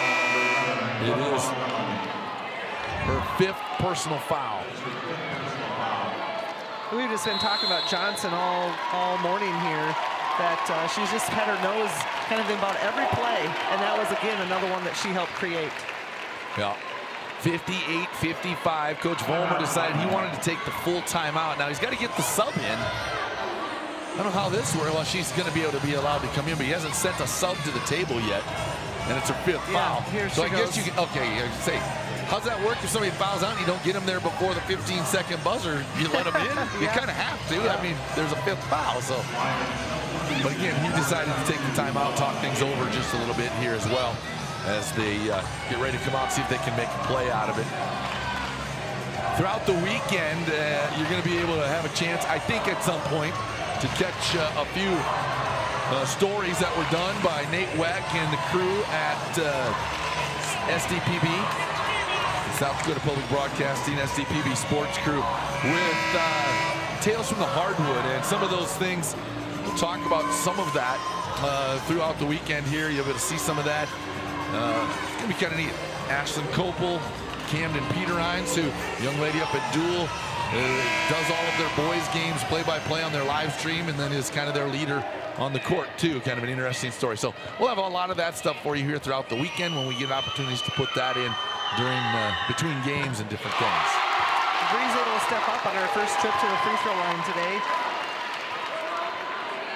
Marion makes good on her first. She's got 3 points, but more so, that gives them a 2-possession lead at 4 points. Now it's 5, stays 2 possessions. And Corsica Stickney looking to knock off number 1. What a way to open up the 2026 State B tournament. Scott leaves it short. Stepped out of bounds trying to save it. It'll be Corsica Stickney basketball. We got Allers coming in off the bench. Only other player that's been on the floor for Lyman. Yeah, 6 girls, well, 5 girls strong, and a 6th for a little bit. Bordwick just running around everybody, running through everybody, dribbling around. Here's a big 2 free throws now by the leading scorer of Corsica Stickney. Foul called on number 1, Bree Smart, her 3rd personal. Braylee Bordwick to the free throw line. She's 4 for 4 tonight. She's got 21 points in the contest. Chance to make it 3 possessions. Now it's going to stay 2 if she makes this one either way. Talk a little about Lyman having just 6 players play, but you got 1 senior. You look at their roster, 3 7th graders on the roster. So those kids are getting this great experience of what it's like to get to the state tournament. This group has been here, 3 years in a row, so they know what it's about, this older group. Scott, Jordan for 3, no. Rebound, ripped out of there by Johnson again. Great timing. Down to 23 seconds, Boardwick will be fouled.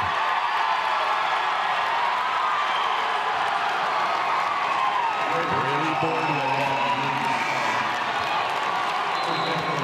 We'll go to the free throw line.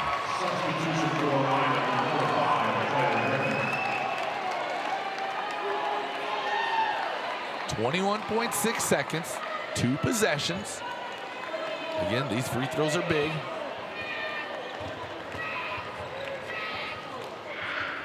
First one is good.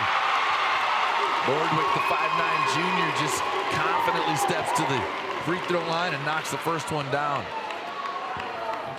Just watching an interchange between Max Scott and Coach Vollmer, and just here's your center, but your senior, and just that constant communication back and forth. And he just told her, you go get the ball.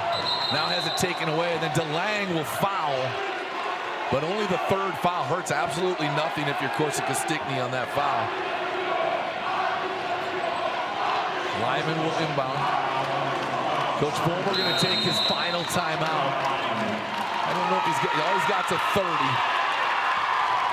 Corsica Stickney, 15 seconds away with an 8-point lead. Anything can happen.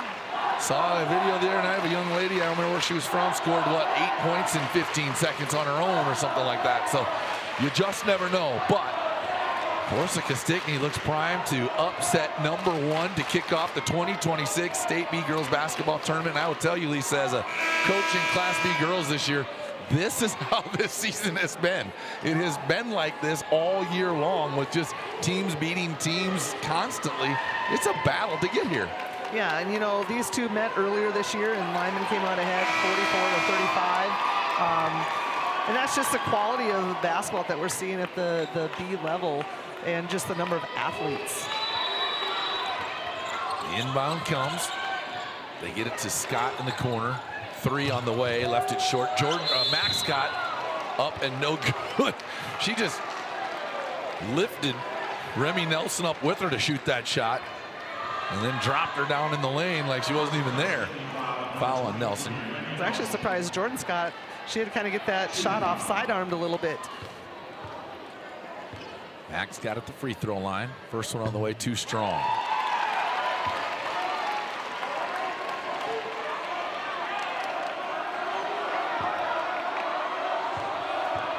Coach Vollmer trying to get his team up to be ready to play defense. 10 seconds. Makes good on the second.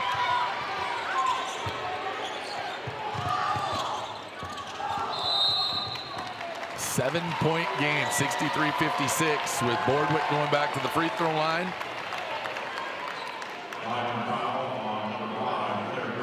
Two is going to do it. 1, most likely. Certainly going to make it a lot tougher.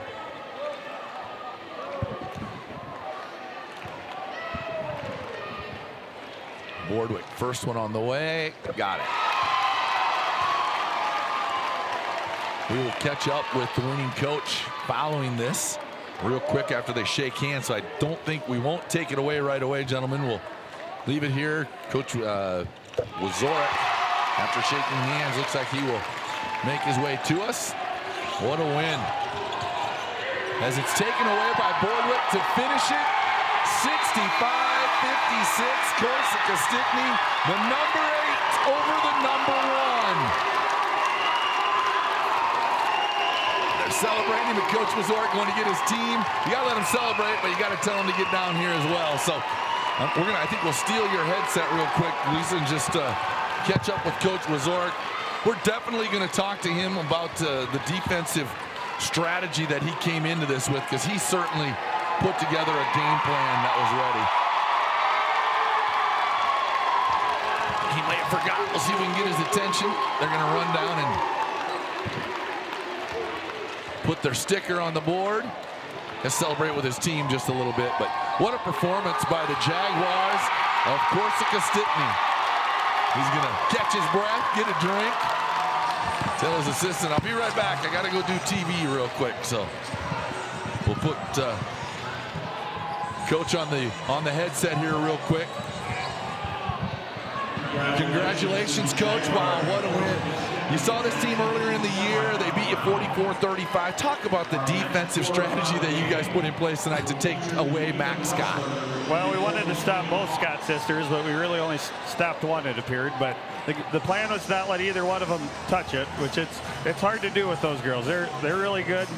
And our girls just worked hard and they were ready for it. Braylee Bordwick was fantastic from the beginning. You kind of expect that out of her. Sophie DeLange had some big shots. Hayden Johnson was a difference maker tonight for you. She is. She's an incredible athlete. Her motor is nonstop.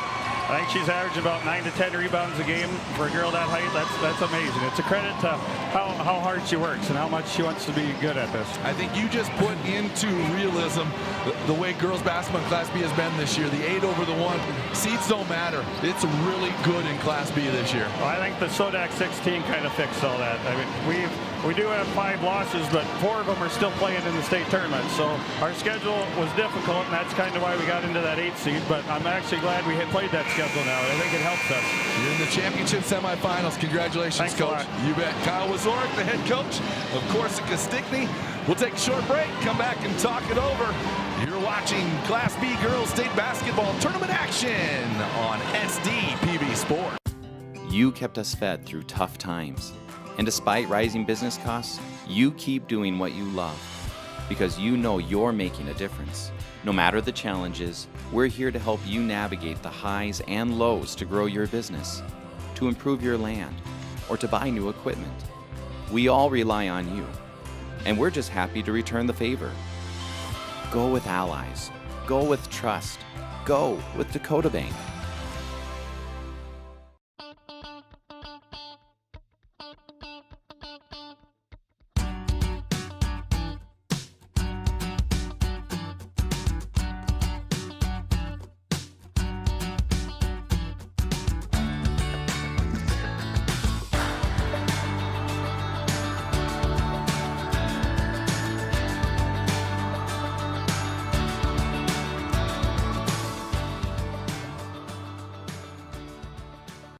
Nothing has embodied the American spirit like the family farmer. Year after year, they continue to work the land and plant their crops. Through droughts, floods, and uncertain markets, they keep that spirit alive with another crop harvested for the next generation. And for that, we tip our hats to them. Farmers Union Insurance, protecting those that protect America's food source. SDPB brings you the South Dakota Boys State Basketball Tournament. You can catch all the action Thursday, March 19th through Saturday, March 21st. For more information, including the multiple ways to watch the games live, go to sdpb.org/basketball. Complete coverage of the South Dakota Boys State Basketball Tournament is brought to you by Dakota Bank and SD Corn. Lake Area Technical College provides hands-on learning and practical experience in real-world environments. Prepare for a career right out of school from the moment you step on campus for an education that can really be put to work. Lake Area Tech is the start of something new.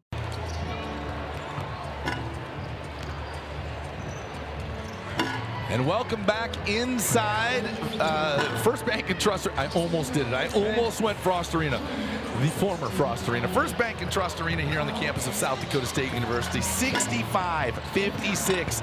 So they turned the tables on Corsica Stickney on Lyman. They lost by 9 earlier in the year. They get a 9-point win here this afternoon. What a ball game, Lisa. You got some of the stats. We'll show you some highlights as we go too, but what a game for Corsica Stickney. Yeah, you look at the stats, and it is just pretty much even across the board. There's only one thing that really sticks out was that Corsica Stickney 16 of 18 from the free throw line. A lot of those coming down the stretch, but Lyman just 5 of 9. But both teams shoot around 40%. Both have 20, 21 field goals made. Both made 9 threes. Even on the boards, everything was just even across the board except for those free throws. Yeah, interesting. What was the turnover number? I didn't see that. 13 and 16. So, I mean, it didn't end up being in Lyman. Just a couple of turnovers that led to big points. I think it was the time that they happened is what made the difference there. You know, and then one of the big things that stuck out was just the scoring drought. You know, Lyman had 14.5-minute scoring drought throughout the total game. You know, minutes where they just couldn't score. Yeah, and if you go a 32-minute game and there's 14 minutes of that game where you don't get points, you really got to make sure you're efficient in that other 18 minutes, and it just didn't work out that way for them tonight. Yeah, 0 points in the last 14 minutes, 50 seconds. So you're really looking at a tough defensive stance that second half for Corsica Stickney. Yeah, no doubt about it. Hey, we got to take another 2-minute break. We'll take that break, come back, and get you set up and ready for this one. Coleman Egan and Ethan, the 5 and the 4. We'll take a break back in 2 minutes on SDPB. Our Peterson Farm seed reps, real-life seed heroes, well, they've been known to go the extra mile, literally thousands of extra miles every year. And when they're not driving gravel roads, they're out walking fields and sampling soil. When time is the enemy, they're there to save what's left of the day. Are all Peterson Farm seed reps seed heroes? I guess that's a yes. Peterson Farm Seed, we're that kind of seed company.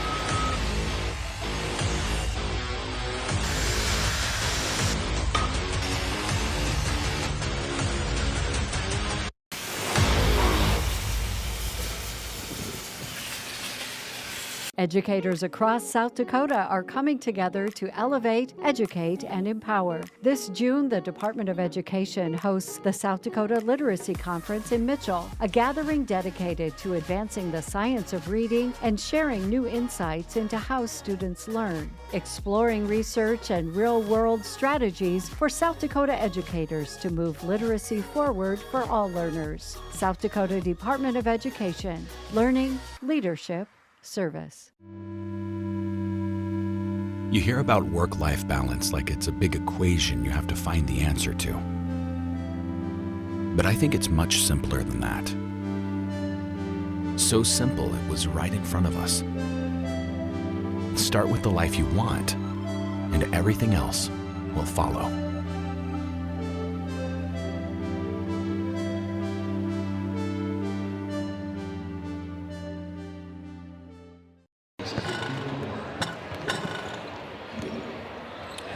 And welcome back. I'm Brad DeBeer alongside Lisa Bahi as we get ready for a 4 versus 5 matchup, which is the game, right, that you think, hey, this is anybody's game to win, but anymore, an 8 versus 1 doesn't even make a difference, as you just saw with Corsica Stickney knocking off the Lyman. So the Coleman Egan Hawks and the Ethan Rustlers will get ready to battle here in this 4 versus 5 matchup.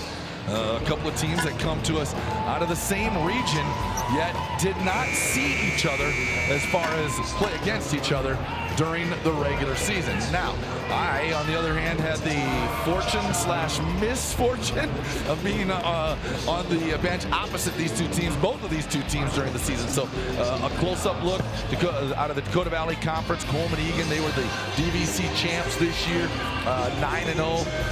They were just a fantastic season. They're led by Brinley Landis, a senior that will take her talents on to Dorton University, play at Dorton next year, and she's the lone senior, by the way, on this squad. But man, does she make them go. They got a great supporting cast to go along with her, but Brinley Landis is certainly the thing that makes them go. I think what's probably been the biggest surprise for Coleman, or at least for teams that faced Coleman, was the improved post play that they got from freshman, the 6-footer Maya Reef. And again, I know the night we played her, we watched them on film and different things, but man, you get in the game and she is long and she knows how to use her body and take up space. Great footwork for a freshman. So I think that's been a big surprise for Coleman Egan, and the opportunity for them to get some insides going to go along with the great guards that they have. Let's take a look at Coleman Egan. at 22-1 on the season. Brindley Landis, we talked about it, leads with 20.5 points a game. They're out of Coleman, South Dakota, Moody County. Josh Flatten, his first year as the head coach at Coleman Egan. They have 62 kids, grades 9 through 11, black and gold. Their school song is The Victors. Let's take a look at how they got here. A win over Howard, 53-33. They avenged an earlier season loss to Chester in the region finals, 49-32. And then the 5-point win over Warner.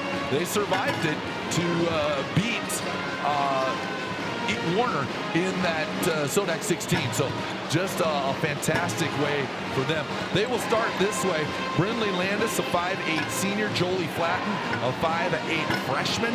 They'll start Quinn Meyer, a 5'6" junior. The inside game, we'll look at Maya Reef, 6-foot freshman, will be one of the other starters. And then Macy Volker, a 5'7" sophomore, will be the other starter for Coleman Egan. We'll take a break, come back and talk about the Rustlers of Ethan when we return here on SDPB Sports. Bank West is rooted in South Dakota. Committed to local success. Just like you. We're all connected. In South Dakota. For South Dakota. Convenient, connected, committed. Bank West. What does primary care mean to us? At Sanford Health, it means being there when and where you need it most. It means building a relationship, because when a provider really knows you, they can deliver the best care for every aspect of your health and your life. So what does primary care mean for you? It means understanding your health for today and for where you're headed next. It means a lifetime of care for a lifetime of you. Creating a legacy means different things to everyone. For us, it's about family, watching my daughter follow in my footsteps, passing the farm under her, and working side by side every day. It's about building something that lasts. Agtegra Cooperative has been by our side through it all, supporting us from one generation to the next. Agtegra Cooperative, legacy rich, future focused for generations to come. Powering the possibilities of tomorrow starts today. For our homes, our farms, our businesses. That's why our Touchstone Energy Cooperative continually plans for the future by utilizing and sourcing safe, reliable power for the next generation. So we can power possibilities long into the future. Touchstone Energy Cooperatives, powering possibilities.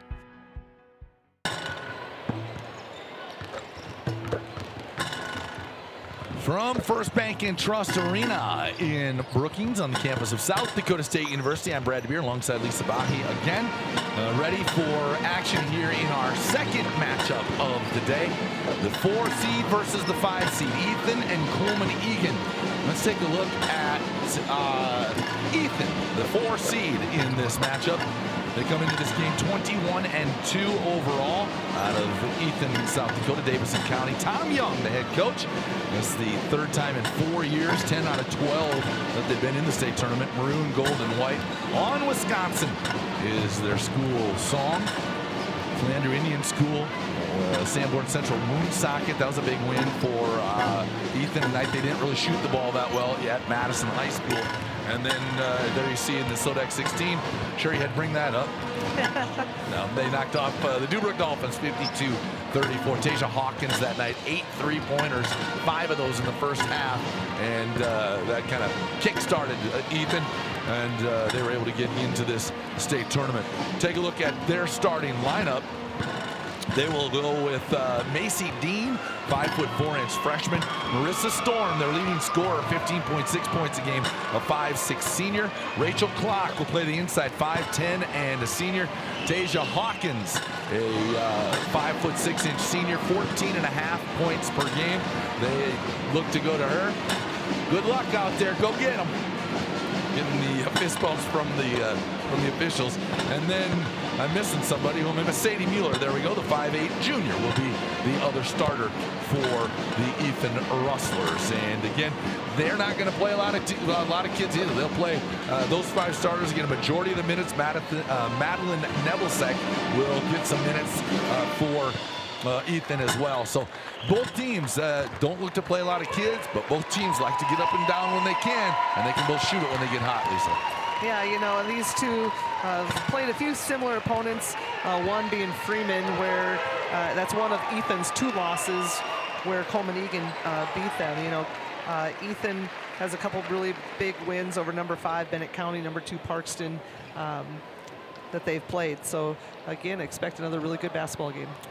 As we get ready for our starting lineups here inside First Bank and Trust Arena, that we will not have the national anthem, but we will turn it over to our public address announcer to get ready with our starting lineups here in game number 2, Mr. Al Bahi. Good afternoon, basketball fans. Welcome to Brookings and First Bank and Trust Arena. The South Dakota High School Activities Association, along with its corporate partners, Sanford Health, Dakota Bank, Farmers Union Insurance, Billion Automotive, and the South Dakota Army National Guard, welcome you to this quarterfinal round of the State Class B Girls High School Basketball Tournament. Our next quarterfinal matchup will feature the visiting team on the scoreboard, the Hawks of Coleman Egan High School, tipping it off against the home team on the scoreboard, the Rustlers from Ethan High School. This tournament is being conducted under the guidance and regulation of the South Dakota High School Activities Association for the enjoyment and benefit of our high school students. Good sportsmanship is essential for the success of these programs, and we hope you will enjoy the game and support your athletes in a positive and sportsmanlike manner. Before we meet the competitors for this game, we'd like to introduce you to our junior officials for this contest, sponsored by 605 Custom Design, Zip Trip C-Stores, Cubby Sports Bar and Grill, and Swiftel Communications. Our junior official from Coleman Egan is Meredith Entringer. Our junior official from Ethan is Greta Bainbridge. Before we meet the teams, let's meet the cheer team from Ethan High School. Cheer coach is Britton Novak. Cheer team members are Sophie Henriksen, Anna Klock, Abby McClure, Elena Royston, Truan Thomas, Rachel Weiss. It's time to meet the starting lineups. We will introduce the players in alternating fashion, starting with the visitors for Coleman Egan. At guard, a 5'8 senior, number 4, Brinley Landis. For Ethan, a 5'4 freshman, number 10, Macy Dean. For Coleman Egan, a 5'8 guard freshman, number 5, Jolie Platten. For Ethan, a 5'6 senior, number 12, Marissa Storm. At a guard for Coleman Egan, a 5'6 junior, number 14, Quinn Meyer. For Ethan, a 5'8 junior, number 14, Sadie Muller. At forward for Coleman Egan, a 5'7 sophomore, number 21, Macy Volker. For Ethan, a 5'10 senior, number 20, Rachel Klock. At forward for Coleman Egan, a 6-foot freshman, number 30, Maya Reed. And for Ethan, a 5'6 senior, number 22, Tasia Hawkins. Assistant coaches for Coleman Egan are Cade Baylor and Josh LeBrun. Assistant coach for Ethan is Eric Eisenbrei. Head coach of the Coleman Egan Hawks is Josh Flatten. Head coach of the Ethan Rustlers is Tom Young. The officials for this afternoon's contest, your referee, Dalton Wademan, umpire, Brent Maresca, umpire, Doug Rusing, and the alternate is Dan Forstrom. And away we go. Coleman Egan Hawks fans, are you ready? Ethan Rustlers fans, are you ready? It's tip-off time. Today's fan section brought to you by the University of South Dakota. Maya Reef and Rachel Clark in the center circle to jump it up. And we're off and running in game number 2. Ethan will control. I love the little junior referees they have now. They stole that from the Summit League tournament that started last year. And then the officials did it last year in the state tournaments as well. What a great thing for those young kids to be able to be out there and kind of experience how everything works to start the game. Yeah, get a chance to see what it's like to really be down on this floor, and sometimes that's what just sparks some of those dreams. Yeah. Thrown away. Clock was going to fire it to the corner to Mueller. Mueller decided to cut back door on the baseline. First turnover of the game. Zigged when he should have zagged. Flatten will bring it up for Coleman Egan across the timeline. Guarded by Storm.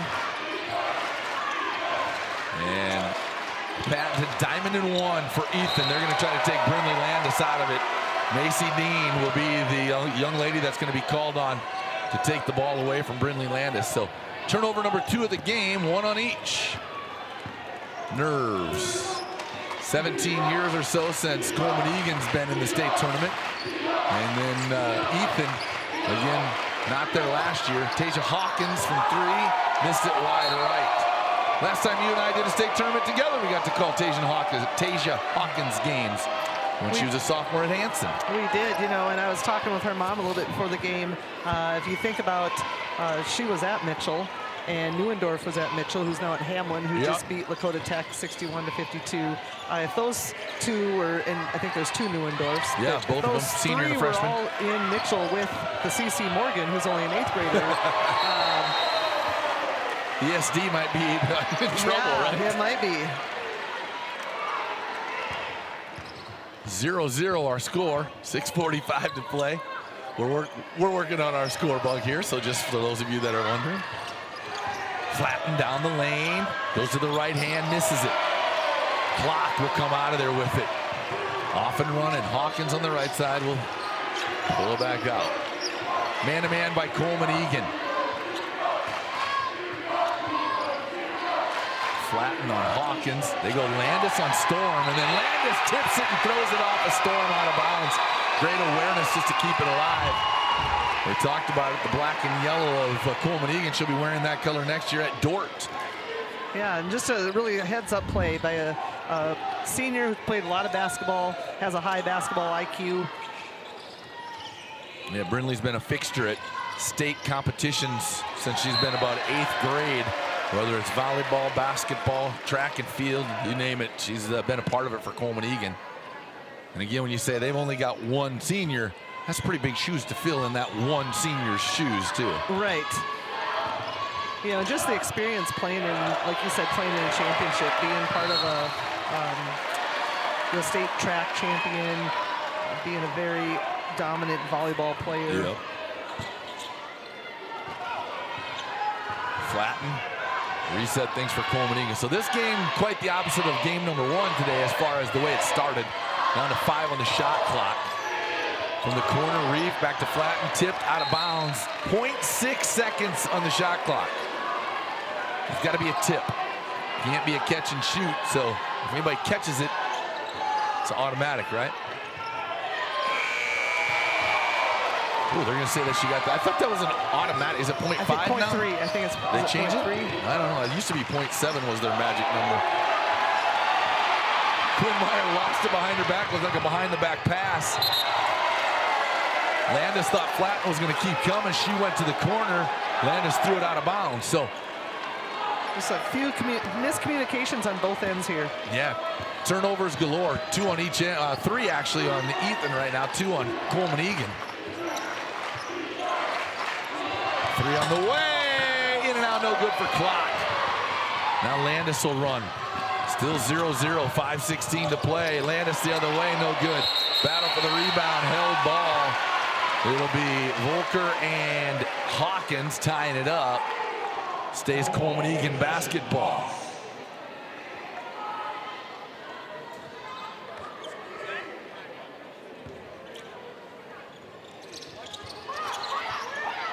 Lob in. Flatten, top of the key, kick out right wing. Inside to Reef, double team. They're going to say a foul going to be called on Hawkins, most likely. She kind of hacked down on the ball. I think that's where they're going to get it. Yeah, came in just a little too aggressive on that. Good double team, but just a little bit too aggressive. 5:04 to play, 0-0 our score. Quinn Meyer will trigger the inbound for Coleman Egan. Flatten.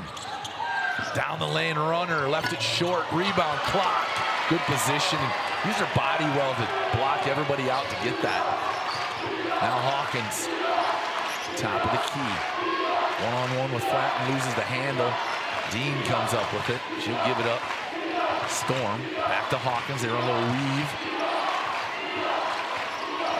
Next dead ball will be a immediate timeout. Storm for 3, left it on the right side. Rebound, Quinn Meyer has a 5'6" high jumper right there going up to get that one. Quickly the other way, Mueller has it go out of bounds. We're going to go immediate timeout if we get it. Yep. Coach Doug Rusing's got it. Immediate timeout. We'll take the break. 4:26 to play, 0-0 our score. We're back with more on SDPB Sports. As much as you have accomplished, there are times you'd rather not go it alone. While you determine what direction you go, we're here to help along the way. So go. Go with community. Go with neighbors. Go with understanding. Go with support.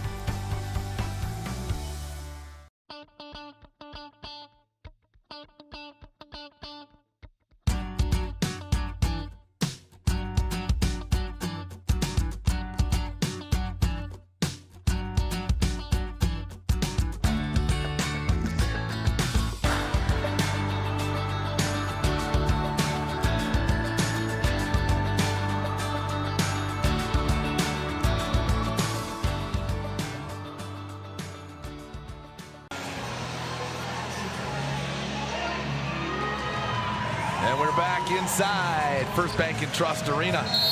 Quick shout, Troy Lee watching us from Cancun. Ooh, I hope he's out by the pool or by the beach watching, not just in the room. I mean, come on, dude, you're in Cancun, right? Troy, we appreciate it. He's always a fixture at any State B tournament, so thank you very much for letting me know.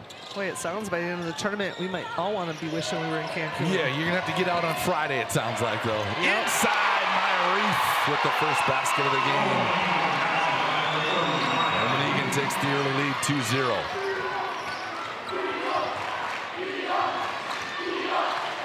Clock way out high. Long 3, Hawkins got it. And that's what Hawkins can do. If she gets hot, you got to guard her from anywhere. Yeah, she averages 14.5 points a game, but had 27 in one of the Sodak 16 game. Down the lane, the runner up and good. Jolie Flatten. Yeah, she had 8 threes in that Sodak 16 game. And again, they were kind of like that one. Guarded 23, 24 feet away, and she just caught fire. I think that one was from about the First Bank and Trust logo over there.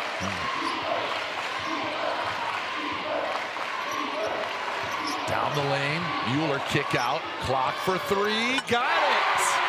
Rachel Clock can step out and shoot it. They list her at 5'10". I think she's a little taller than 5'10", but she doesn't play inside a ton. She'll be the recipient a lot of times on someone going to the basket, and then they leave it for her, but she is not a post-up type player. She can shoot that right there. She's probably more of a 4 that can shoot the 3 type person. That's a good quality to be able to have. Clock going to pick up the foul, though, her first personal. Hoping to pick up her 3rd block of the game, but got a little bit too much non-ball. We got a lot of stats in this game, just not a ton of points. Like 6'4" now all of a sudden looks a little better, but for a while there, we had all kinds of stats with no points on the board. Yeah, 7 turnovers and 8 rebounds, but Quinn Meyer, with the first free throw of the game. Since that timeout, we've had a scoring flurry.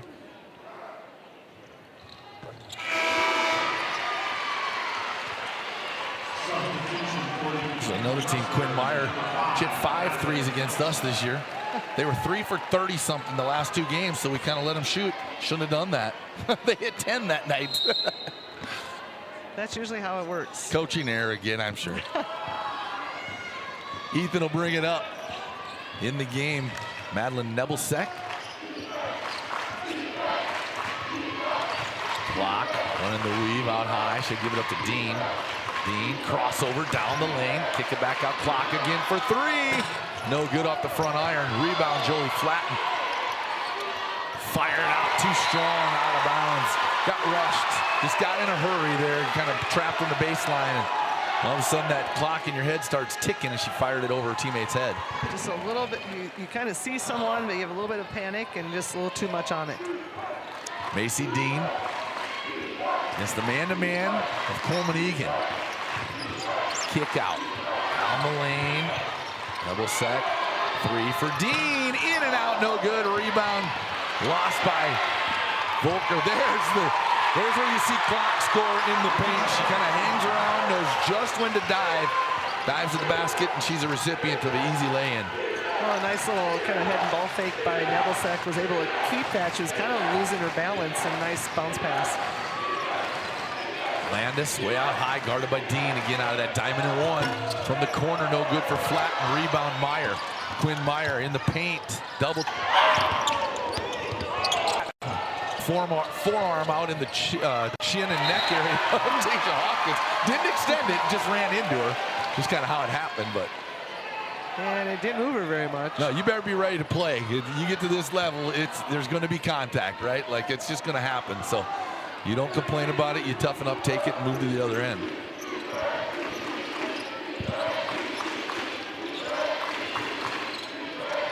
Hawkins for 3, in and out, no good. Rebound, battled for, taken out of there by Volker.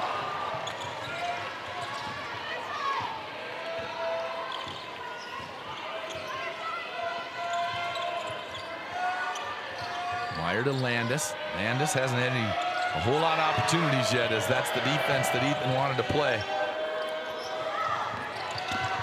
Meyer, kick out, flat and 3, too strong. Rebound, long 3 rebound again. Landis now inside, Reef kick out, top of the key, Meyer for 3, got it! Quinn Meyer has 5 points, 30 seconds to play in the quarter, it's 9-8 Coleman Egan.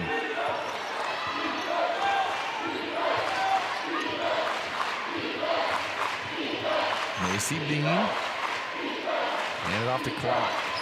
Less than a second difference, shot clock to game clock. Down the lane, Nebelsack. Hawkins, good extra pass. Back to Hawkins, she gets it back again. 23-footer, too strong. Rebound taken out of there by Reef. Coleman Egan just gonna hold. Landis will chuck it, but it's too late. We'll take a break. 9-8 our score. Coleman Egan by 1 after 8 minutes of play in the 4 versus 5 on S. It's not just about making a living. It's about upholding a way of life. We are connected to this land, committed to the future. Bank West. Reading opens every door to learning, opportunity, and understanding. The South Dakota Department of Education is strengthening literacy outcomes for students across our state, helping educators connect classroom instruction to the science of how children learn to read and write. Through professional support and shared resources, schools are building strong foundation in literacy for every learner. South Dakota Department of Education, learning, leadership, service.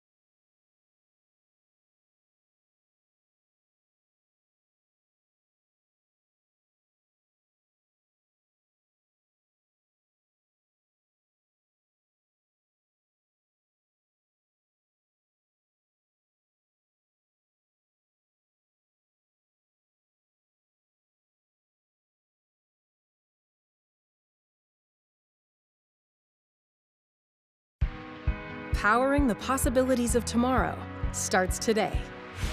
For our homes, our farms, our businesses. That's why our Touchstone Energy Cooperative continually plans for the future by utilizing and sourcing safe, reliable power for the next generation.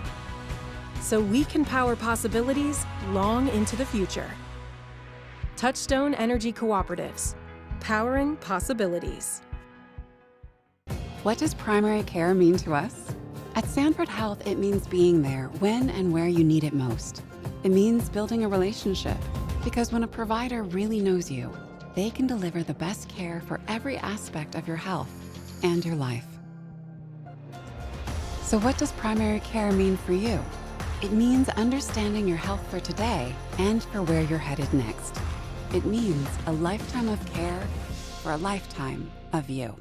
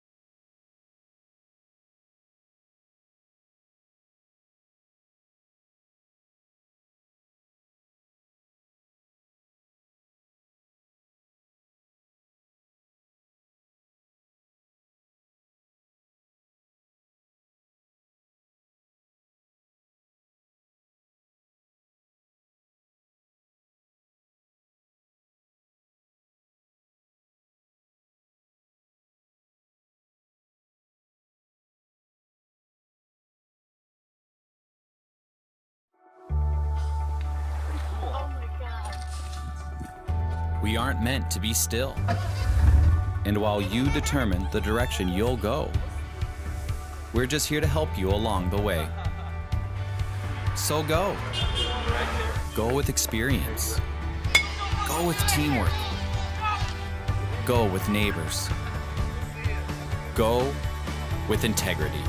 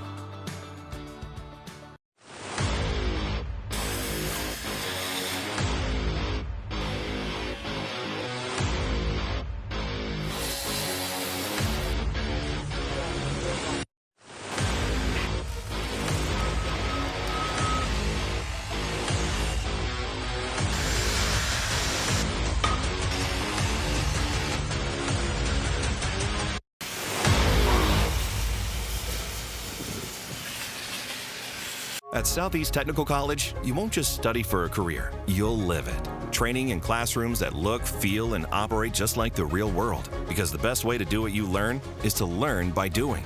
Get your degree, get to work at Southeast Technical College. You hear about work-life balance like it's a big equation you have to find the answer to. But I think it's much simpler than that. So simple it was right in front of us. Start with the life you want, and everything else will follow.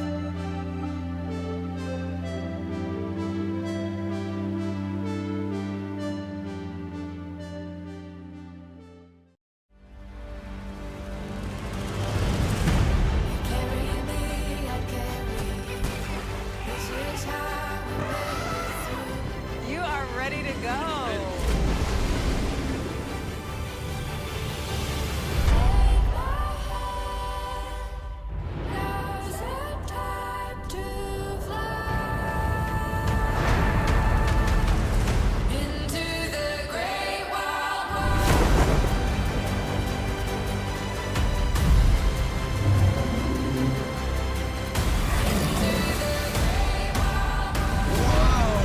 Did you get that? That is incredible. We are a part of a revolution. That, for me, is so exciting.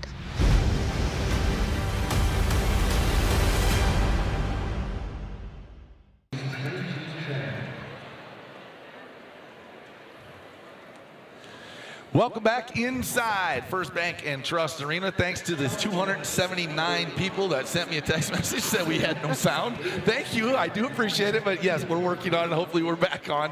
I think it's a ploy by my wife. She got back in the sound room and actually cut the sound so they couldn't hear me. I think that's what it was. Yeah. I'm not sure. I get it. The ones that are asking me, because I am the least techy person here of this crew. So I know, I appreciate it. It's just funny. I was just laughing because literally I did get 279, but it was a lot. So we do appreciate that you're watching and paying attention to it for us, because there are certainly times that we don't know what's going on. So we do appreciate that.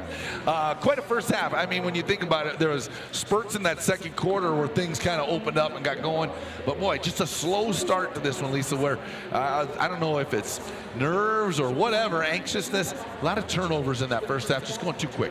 yeah, you know, Coleman Egan 10 turnovers, Ethan has 5, but also just looking at kind of the jitters of not being able to get shots to really fall. Both teams struggling to get something going. 7 of 20, 7 of 21 for both teams. So trying to find some rhythm here. I think coming out this third quarter is going to be important to see who can get some shots up. But I don't know if we expected any different being a defensive battle between these two teams. No, for sure. And you know, really, you say get things going, and maybe it's just a matter of just making timely shots, because I don't expect this to get away from either team or the other, like you said, because of the way they play defense.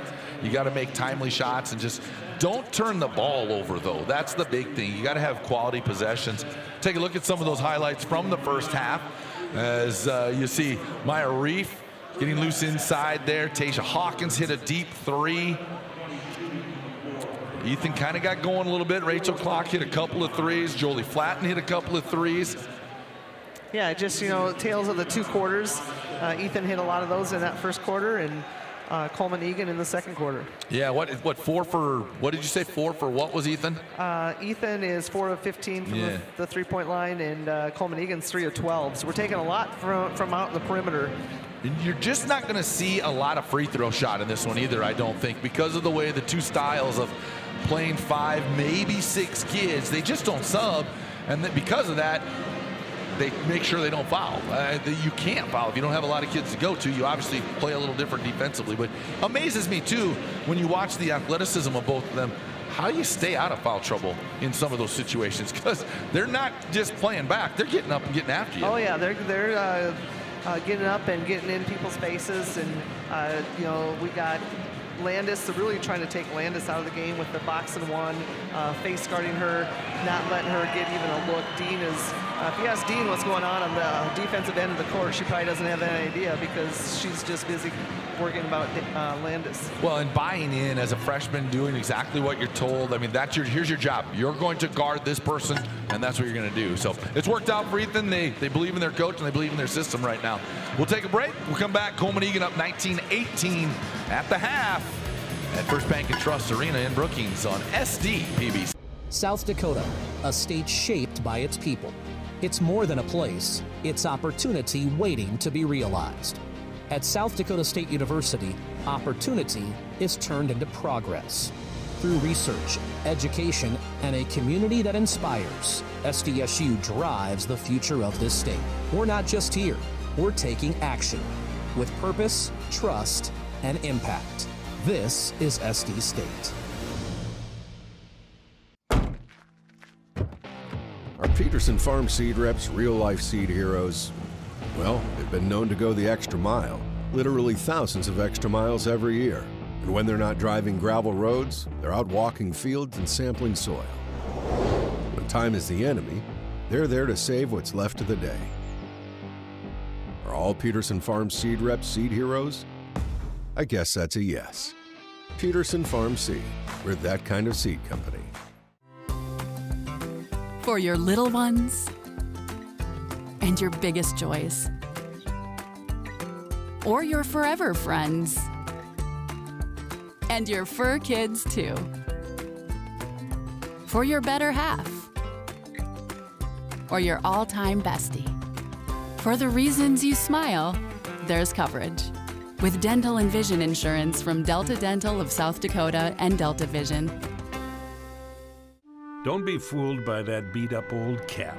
Its faded crown represents the tireless work of America's farmers and ranchers. Its sturdy brim, their dedication to providing our nation with a safe, affordable food source. From sunup to sundown, they're turning quarters into the dollars that drive our rural economy. So we'd like to tip our hat to them. Farmers Union Insurance, protecting those that protect America's food source. There's a look inside First Bank and Trust Arena as Ethan and Coleman Egan are battling it out here in the 4 versus 5 matchup. Our second quarterfinal round matchup of this 2026 state tournament. It's a little dark there, but that is the Lake Preston High School band, Diver Nation strong up there today as the band of the day. We'll get them recognized tonight. They'll get a plaque and an opportunity. They've sounded great all day. At least that's fun to have bands back in. You know, last year we didn't have a lot of bands that put in for it, and it's nice to have a high school band playing some music. It's always good to hear them playing and getting kind of that feel, creating some music for the teams, a lot like maybe in their hometown gyms.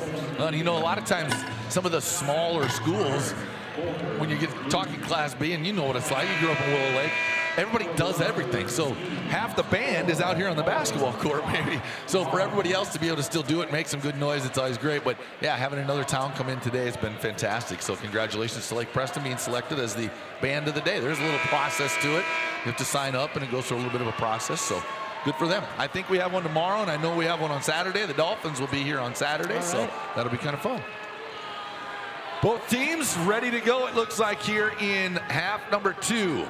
Again, I didn't look to see time-wise on the watch what time we started that first half, but it's only 1:30 right now, so it flew by because that first game took a little longer. Well, and looking at the A's, started about the same time, but there's still 2 minutes left in the second period. Oh, wow. And we're starting the third, so we finished about the same time with that last one. Who was winning that one, by the way? That one is Lennox is up 17-6. Sioux Valley's struggling to get some points on the board, and out west we got our first game, just a few seconds left. Brandon Valley 78, T Area 52. Sioux Valley has done that all year, struggled the first half, and then they come out just ablaze in the third quarter, it seems like. Mueller, or Muller maybe, I think it's Mueller, but I'm not sure. I'll get a check on that. I'll say it wrong and then we'll know. 2 points for Sadie, regardless. From the corner, 3 no good. Landis with a rebound, step through, tied up. Battle inside, she'll go up off the glass, no good. Gotta be frustrating for Brindley. Clock, they're gonna call travel. She rolled over. Dude, I begged for that call last week and I didn't get it. She had it until she rolled over. Yeah, again, you can fall down, right? You fall down, you can, it's once you turn, now you become, you're moving a pivot portion of your body. In the paint, Landis no good. Landis still looking for her first points of the game. Yeah, you finally get a shot or a couple and you just kind of rush it, and you go 16 minutes of not even being able to touch the ball. Hawkins, swing it, Storm for 3, got it! Marissa Storm. Her second triple.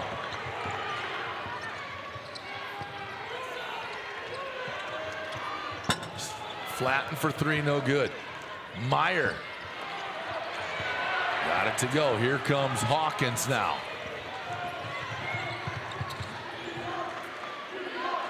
Ethan will reset. Macy Dean guarded by Landis. So they're guarding each other on both ends of the floor.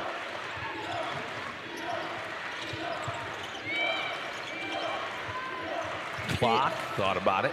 Be interesting to talk to Hawkins sometime, the amount of basketball knowledge with grandma playing in college, grandpa being her coach for several years, mom playing. Landis with the personal foul. The player control foul. Good job by Hawkins, stood in there, and Landis just couldn't step through her. Ran her right over. Yeah, Jim Bridge, very emotional guy. We saw that 2 years ago with the interview, and I was able to interview him in his last season, his last games, whatever. He is being inducted into the Shrine, the Hall of Shrine, this weekend here. So his granddaughter's playing her senior year, and he gets inducted. What an emotional time for that family. Well, he was talking to me before the game that winning a state tournament, and found out on the way to the locker room after the game that Tasia was born during the state tournament. Yeah, they got stories, don't they? Emotions. Quickly the other way, flatten the little runner again. She likes that little runner. And she's kind of started to figure it out here in the third quarter. She had a few of those in the first half, second quarter that didn't fall for her. Right wing Storm, back up top, Clock. Guarded by Reef out there. Spin move, kick out. On the baseline, Mueller lost the handle. She wanted the bump, didn't get it. 23-21. Ethan, the 4 seed, leading the 5 seed, Coleman-Egan. About what you would expect. We'll go, I think we may have missed that media timeout, by the way. It was right at 5, so we'll be close. We'll go media timeout on the next dead.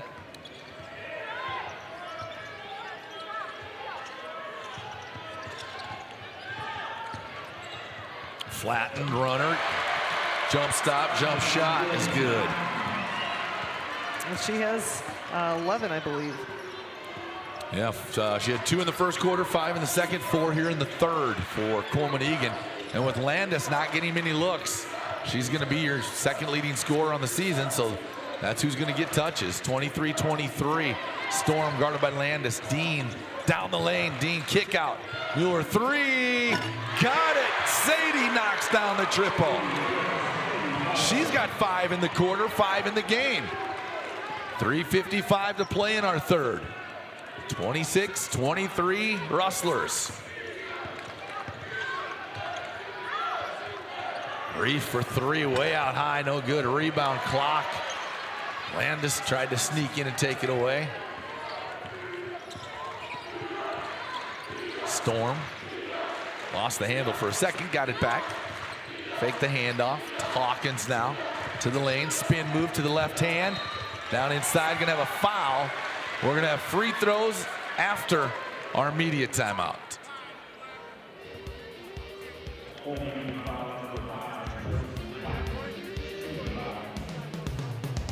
Yep, we do our media, then we shoot the free throws when we come back. We'll take the break. We're back with more on SDPB Sports.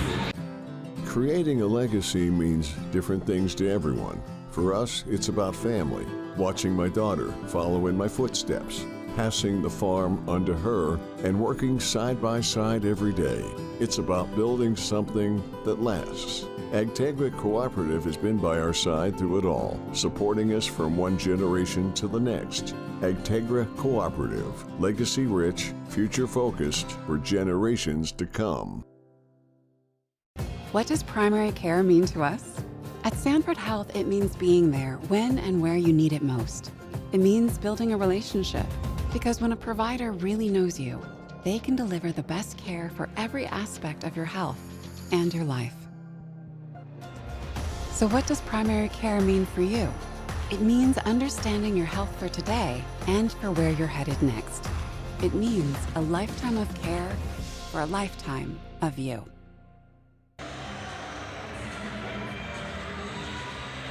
Back from First Bank and Trust Arena, the State B Girls Basketball Tournament. I'm Brad DeBeer alongside Lisa Bahi.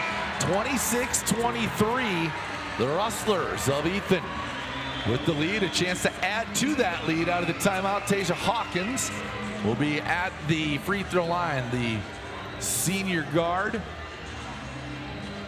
for the Rustlers.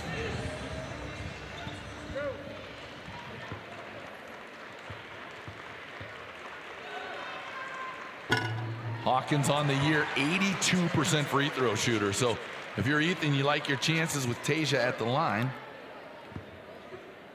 She averages 14.5 points per game, 4.3 rebounds. She goes 2 for 2 on that trip. She's got 5 points in the game. Again, baskets are hard to come by. They're at a premium right now. So you take what you can get. If you can get to the free throw line, more power to you right now. Flatten to Reef, back to Flatten. Flatten did not want to use that left hand, did she? No, she didn't. 3 on the way. Volker no good. Rebound Storm. Landis gets the putback up and good, and Landis finally gets on the board.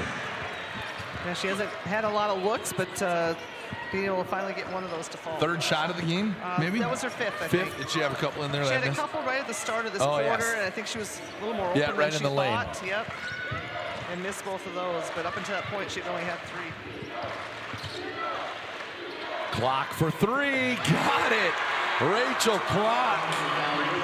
3 threes, 13 points, and a 6-point lead for her team, the Rustlers. Up 2 possessions with 2:25 to play in the third. Yeah, senior only averages 8 points a game, so getting a lot out of her. And she's a kid that can score, just doesn't have to. Right. Kind of knows her role, so to speak. Down the lane, Flatten. The foul, and Flatten gets it to go. Just a freshman. 13 points in the game for Flatten.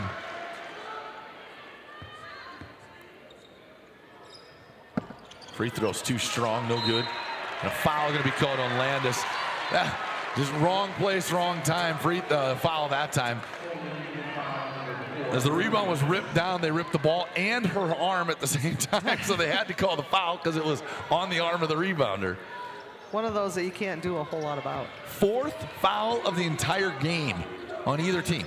Which combined. is another reason Crazy. the game is clipping at the pace that Yeah, it is. it's just crazy to me.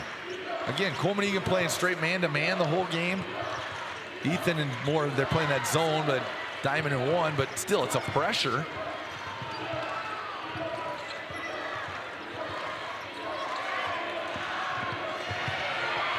Macy Dean down the lane. The freshman lays it in with the left hand. And that was a rare opportunity that we've seen for them to get the corner turn with Ethan switching on those screens.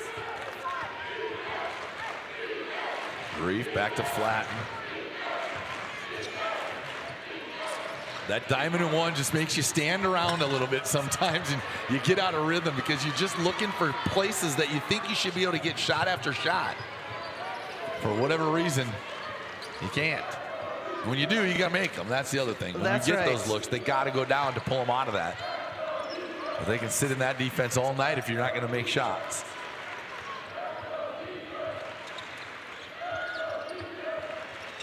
Clock, three-pointer again. Long rebound, longer rebound taken out by Landis. Flatten. Cross court, Meyer. One more extra pass, Volker too strong. Chased down by Flatten and out of bounds. Flatten couldn't come up with it. 33-27 with 35.7 left to play in the third.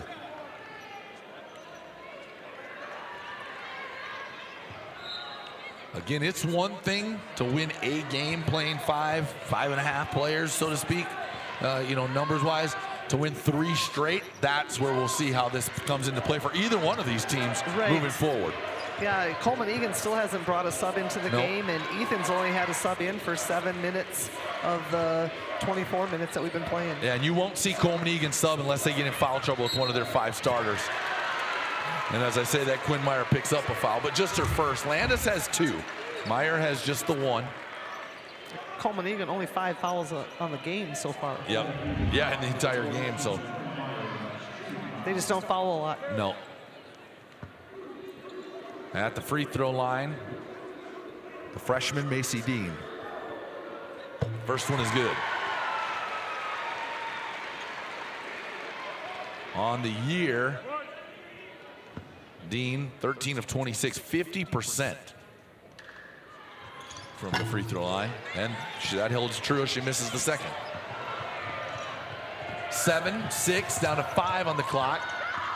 Flatten on the baseline, has to come back out. Skip pass, Meyer, drive right baseline, pull up jumper, no. Thought it was gonna be 2 buzzer beaters in a row, but it's not. Ethan by 7, 34-27. We take a break. We're back with more on SD PB Sports. Since 1882, we've raised 5 generations of hardworking Americans on this land. Our great-great-grandfather believed in something simple: respect the land and it will provide. Anthem Oats, grown by us, shared with you. Your Great Plains Case IH dealers know that hard work starts early, in the field and on the field or the court. Dedication, teamwork, pride, the values driving farmers also powers South Dakota athletes. Growing crops or growing champions, it takes the same drive to succeed.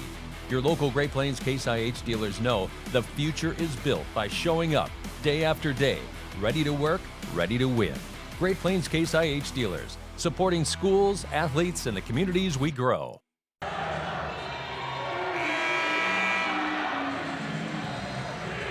From inside First Bank and Trust Arena, we get ready for our final 8 minutes of session number 1. Coleman Egan and Ethan, the 4 seed Ethan Rustlers, leading 34-27. You got a few stats in front of you there. I see you studying the board. Well, just looking at that third quarter, Ethan shooting 63% in the third quarter. So, being able to kind of create a little bit of separation here, and a lot of that just due to the shooting percentage. Well, 6 of those 8 points in the quarter for Coleman Egan coming at the hand of Jolie Flatten. So they just aren't getting a lot of production anywhere else right now, and they're gonna have to find other ways to score in this fourth quarter. 13 points for Rachel Clark to lead all scorers. Or tied, I should say, with Flatten, both with 13.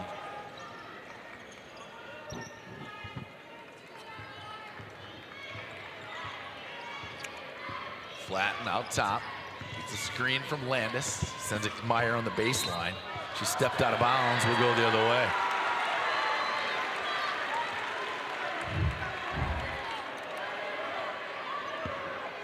You look at either one of these teams, the matchup going forward tomorrow will be Corsica Stickney. And just the size matchup is, again, athletes versus athletes, either way you look at it. Right. Storm. She makes so many good decisions. She doesn't force a lot. She just waits for her time. Dean, again, looking for somebody, finds Hawkins.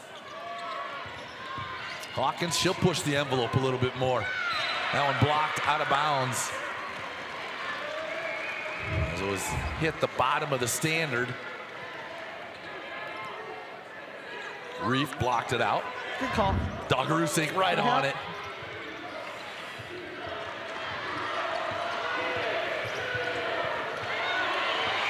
No, Dean does not get the shot off. Made it, but no, shot clock violation. The Rustler fans across the way were trying to will her to get that shot up soon enough, but didn't get it done. Just didn't have time to make the penetration. If she would have caught and shot. 7-point game still. 6:50 to play. Landis on the block. Flatten for three left baseline. Got it.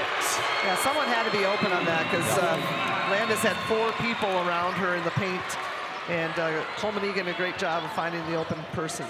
Yeah. They are, Ethan is not afraid to just flat out, all out, go at your best player and make someone else beat you. And I mean, they've shown it over and over tonight. I saw film after film in preparation for the Sodak 16 game where they did the same thing. And then they come out against us and go 2-3. All that preparation. I know. But again, it looks a lot, it looks the same the way they play it and shift. It's just, they just create chaos and muck it up on you. And that's what you can see slowing teams down. It's just, it works. Well, it's hard for opposing teams sometimes, too, to figure out what they are in. So those switching on all screens, or you playing zone, all kind of looks the same, but yet there's a little bit different wrinkle each time. Yep. Landis, good recognition to know somebody was coming behind her. Teammates were helping her out, letting her know. 6:18 to play and a quick 30-second timeout for Josh Flatten and the Coleman Egan Hawks. They want to talk things over here as they trail by 5 with just over 6 minutes to play in our final quarter. Check in, you said Hamlin, and you've got those pulled up maybe. Yeah, Hamlin won their first round matchup? They won their first round matchup. We're just getting into the third quarter, 19-8, Lennox over Sioux Valley. That's an odd score, isn't it? It is. That is got to be a defensive battle. Team's just not shooting real well, 27% to 19%. Lennox is big, probably taking away that three-point line, making Sioux Valley shoot over long arms. Yeah, in fact, for Sioux Valley, 8 points. You got 4 from Craddock, and looks like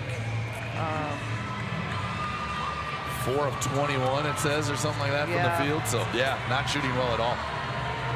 Interesting. Out west, they're probably just getting ready to get underway with their second. They're a little behind, obviously. Yeah, they're still in the waiting for that second game to tip off. 6:18 to play in our second matchup of the day. The 4-5 matchup. It's been a good one. Not a lot of scoring, but it's been a battle back and forth in Meyer Reef. Well, and you think, too, that timeout probably timely when you haven't subbed the whole game, giving the athletes a little bit of a rest, trying to draw something up, being very kind of dual purpose timeout. Dean guarded by Landis, swing at the clock. Back to Dean out top. The freshman off the screen. Hand off to Mueller. Mueller now. Gonna give it up. Storm, kick out. Hawkins with 7 on the shot clock. Back to Storm, 4 on the shot clock. Hawkins will shoot it. Off the rim, no good. Rebound, Quinn Meyer. Such a good jumper, Quinn Meyer. Great job of keeping her balance on that. Flatten, pull up 3 in transition, got it.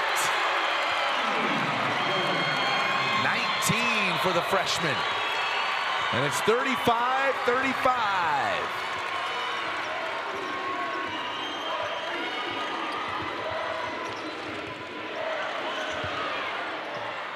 Getting loose underneath Mueller as Volker just fell down, tripped over the feet of somebody.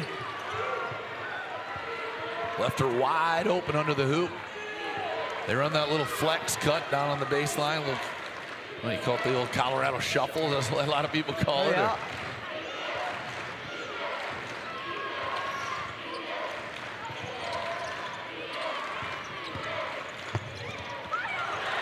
And Meyer tried to leave it for Reef inside. We're going to go to our break. It's a media timeout. We'll take one. Back with more with 4:33 to play. 37-35 on SD PB Sports. Educators across South Dakota are coming together to elevate, educate, and empower. This June, the Department of Education hosts the South Dakota Literacy Conference in Mitchell, a gathering dedicated to advancing the science of reading and sharing new insights into how students learn, exploring research and real-world strategies for South Dakota educators to move literacy forward for all learners. South Dakota Department of Education, learning, leadership, service. Protecting crops. Agronomy Plus in Mitchell, Rock Creek in Howard, and Valley Station in Armour provide agronomy services, fertilizer products, and crop analysis systems, including Agronomy 365. This system helps manage your field's performance, supporting small-town communities while hiring and training local youth. Agronomy Plus in Mitchell, Rock Creek in Howard, and Valley Station in Armour, serving area producers and their communities.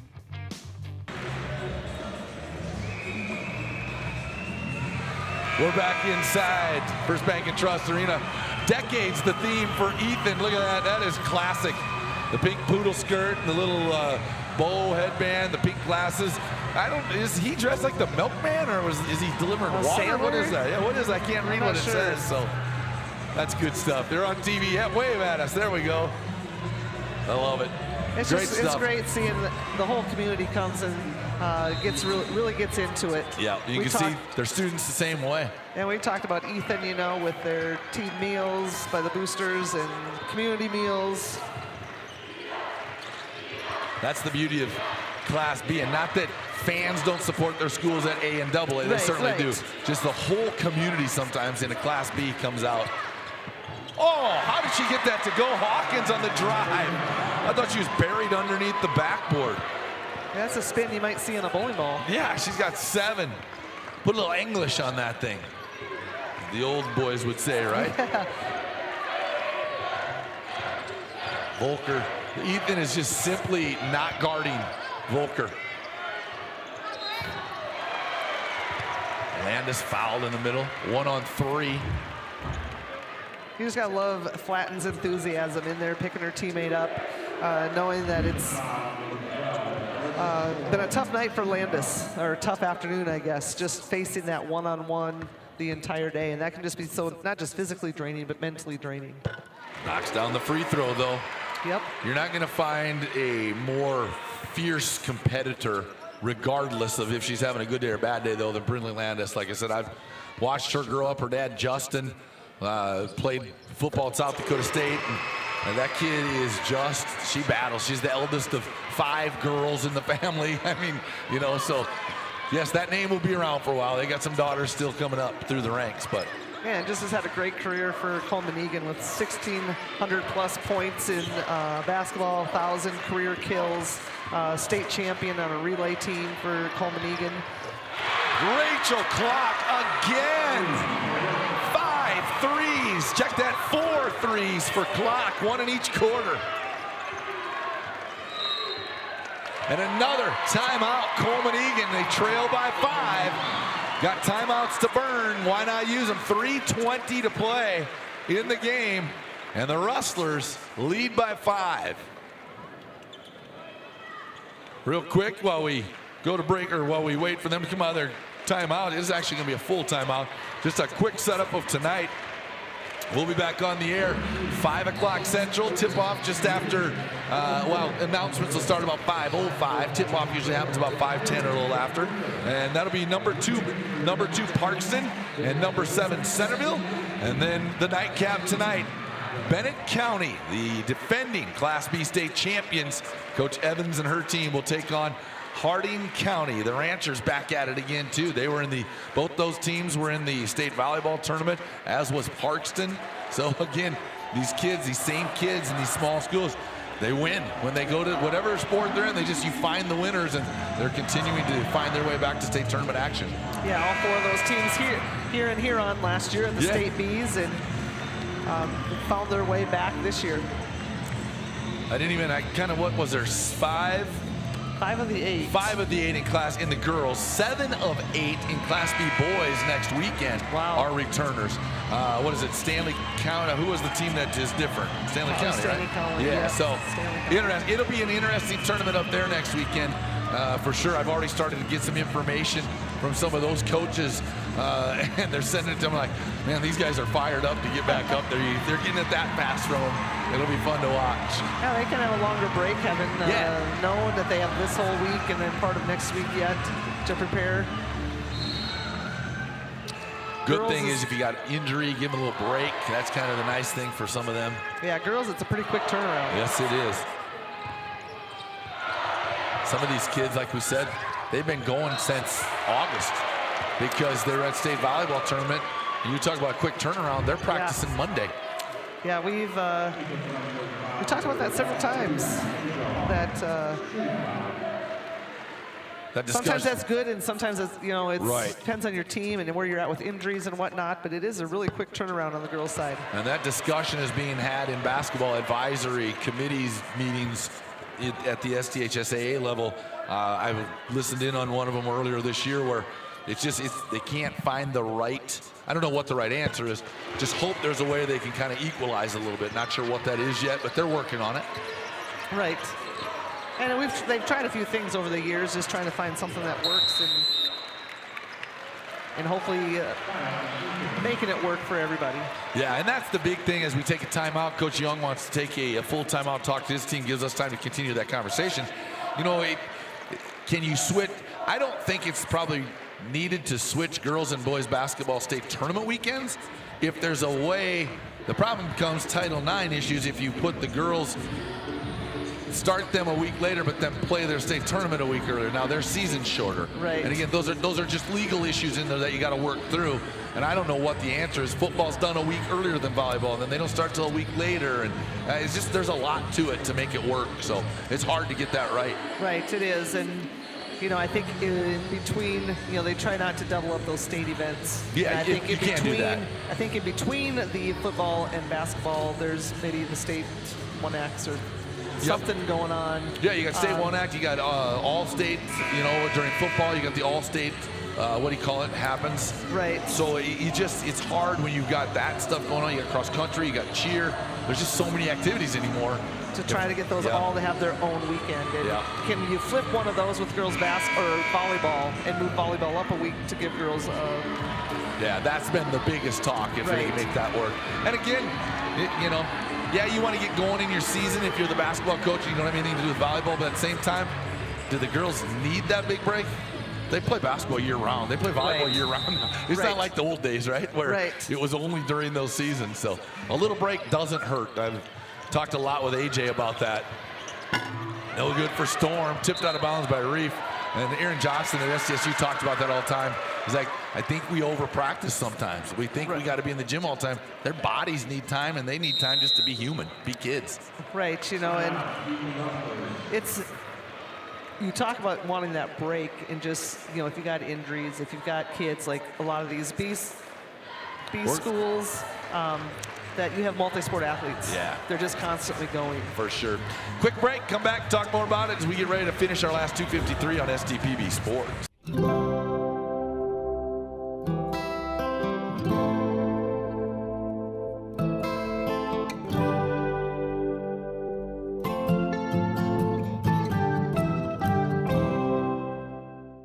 I can't imagine being anything other than a nurse. I'm also much more than a nurse. And working at Avera lets me find balance between the career that called me and a life that fulfills me.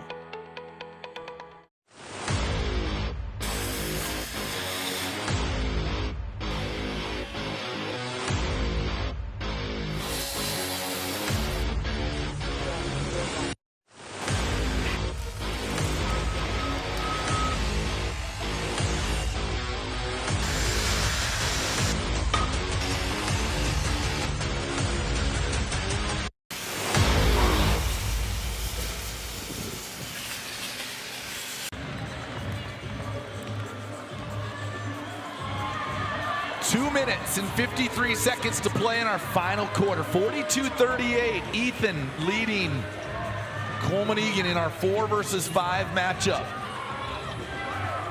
Back-to-back timeouts by Coach Young on back-to-back possessions there. Wanted to make sure he knows they need a big basket here.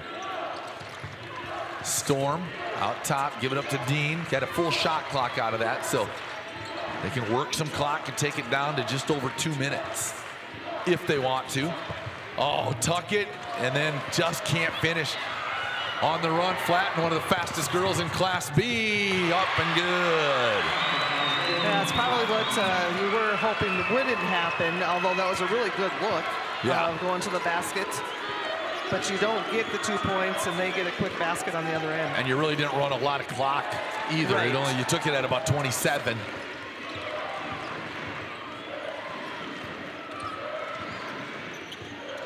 Dean against Landis again, keeps her dribble. For a freshman, she does a good job just knowing not to give it up. Storm kick out.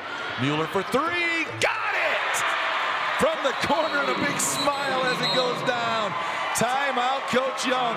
Man, look at that smile on that young lady after she made that shot. We'll see that again in the corner. Good drive. Storm had the layup, kicked it wide open. Mueller, 3 up and good. Did we get a camera on it? I don't know if we got it, but instantly as that ball was going in, that smile was huge on her face. 45-40, Ethan by 5 with 1:58 to play. What a couple of great games to open this up. Oh, yeah. We talked about that at the beginning of the tournament before we went on, how this has the potential to be every game is so competitive. I know I'm in the minority when I say this, and I put myself out there when I say it, but there's a lot of talk about the going to a SODAC 32. I don't know that it creates any better games here. Is there a team out there that probably could be here? Sure, there's about 10 of us out there that could be here and do what everybody's doing. Does someone deserve it? No, you got to earn your way here, right? So you got to beat somebody anyway. Right. And I mean, look at the games we have. It's working. Right. So don't broke it if it ain't fixed, or don't fix it if it ain't broken. That's right. And going to that has really made your state tournaments very competitive. Yeah. And I understand the whole thought process of going to the 1 through 32 that people want. They just haven't found the right way to do it, I think, in the conversations I've heard. And I know there's some administrators out there that wonder about the cost possibilities if you got to take 2 trips out west in 1 week. It's not football where you do it 1 week and then maybe the next week. It could be Tuesday, Thursday in 1 week. That's just a big conversation being had. So, again, it's going to be talked about for a long time, I'm sure. Always trying to improve. Left wing, Reef way out high. Ethan going to stay in there. Diamond and 1. They have not wavered from that defense yet. Why would you? It's worked so far. Landis lets it fly. Partially blocked. Rebound clock. 1:35. And Ethan says, put on the brakes. Slow it down. Come get us, Coleman Egan. They're going to have to foul eventually. Got 3 personals. They got 1 to give. When do you start to do it? That's the big question. Left wing, Hawkins down the lane. Hawkins one-on-one off the glass, got it. And a little hand in the back, foul, basket's good. Meyer will pick up her 2nd personal. Hawkins picks up her 9th point of the game, a chance to go double digits with a free throw. The 82% free throw shooter at the line. A senior-dominated team here with Storm, Clock, and Hawkins. You're seeing some of that leadership come out here in these last few minutes and just the composure that they have. And Coleman Egan, though, keeps attacking. It's just Ethan has really taken their leading scorer out of the game. Timeout. It's going to give Coach Long a chance to tell Sadie Mueller, do not leave Flatten. So they're not a total triangle and 2, but he doesn't want Jolie Flatten standing at the 3-point line by herself right now. Right. Flatten with what, 4 threes? 3 threes, 22 threes. points. There you go. She's had a great game. She has, and she's really stepped up with Landis. Ethan just playing stellar defense on her and holding her to 4 points, 1 basket and 2 free throws. Well, and that's just flat. Just keeping it your game plan, sticking to it, and not to different from what you wanted to do coming in. I mean, that's what you talked about. I'm sure they've watched a lot of film, talked to a lot of different coaches, and they did not want Brindley Landis to be the one to get 22 and beat them because they didn't think they could overcome that. And it's worked for them so far. Right, and Landis is still a big part of this team and doing a lot. She has 6 rebounds, doing her part. Just recognizes that it's been really tough for her to find the open shots. Yep. Or even sometimes touch the basketball.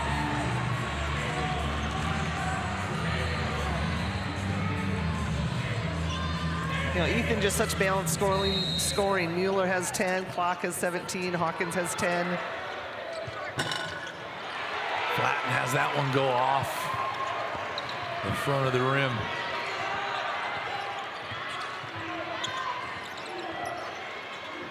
Hawkins out front, they'll run the weave now. This they know how to do. They will dribble it out for as long as they need to. And Flatten comes out and fouls. And Coleman Egan has another one to give yet, so. Yeah, and that was like their problem is you take it 17 seconds off the shot clock before you do that. And now it resets to 35. Right, now they can do it again, but you got to foul right away, don't you? I mean, I don't think you go for a steal necessarily. No, of course, you got to get the right person with the ball. You don't want Hawkins at the free throw line. Look at the freshman. She just goes. They're running a lot of time off the clock, and I felt like you needed those 2 fouls to be real quick. Yeah. And then you don't want Hawkins to get that 5th one, so she's on the free throw line. Yeah. I think was that the 5th? That's just their 4th. Oh, that's just their 4th. I'm sorry. I looked at the timeouts earlier. Yeah, they just had 2 left. They had 2 before they get to this 3rd one here. And good on Ethan's part because they were going to make sure the ball was in Hawkins' hands. Yeah. That foul going to be called on Quinn Meyer. Picks up her 3rd personal. You get that 82% free throw shooter to the free throw line. Yeah, you find the people that need the ball in their hands. And I mean, obviously, Macy Dean, the little freshman, can handle it, but she's only 50% free throw shooter. Right. Now, this is going to go to 10 if she makes this one. Now you don't have to necessarily worry about it either on your next possession because, again, pretty tough to find 10 points in 25 seconds against a team like this. And that one's good. 12 points for Hawkins. 4 fouls in the entire game on Ethan. Impressive. I mean, just impressive to be able to play the level they play at and not get in foul trouble. Full timeout called, 50-40. As Ethan looking to advance. The winner again takes on Corsica Stickney. They pulled off the upset earlier today as they were able to knock off Lyman in our opening game by 9, 65-56, the score of that one. And that was a fun basketball game. Both teams just battled. Right now, Ethan looks like they're primed to advance to a semifinal. Well, that's got to make Ethan, you know, they obviously I get through this game yet, but they played Corsica Stickney during the regular season and won 46-35. So I'm sure they're chomping at the bit to get to that game tomorrow night. But I just don't know that you watch Ethan and the way they play and the way they handle every situation. I would venture to bet they looked at this matchup when they got into the state tournament and said, we're not afraid to play anybody. They played them all. They played Lyman. They played Bennett County. They played Ethan. I mean, they played everybody. They don't care. They just go play them. And that's how you get better, right? And fortunately for them, they were able to win some games. So that makes a big difference, too. Right. Landis bobbles it, gets it back to the lane. Up off the glass and good for Landis. Down to 6-5, that's gonna do it. They're gonna foul, but probably didn't need to. As Mueller will go to the free throw line one last time, and that should do it.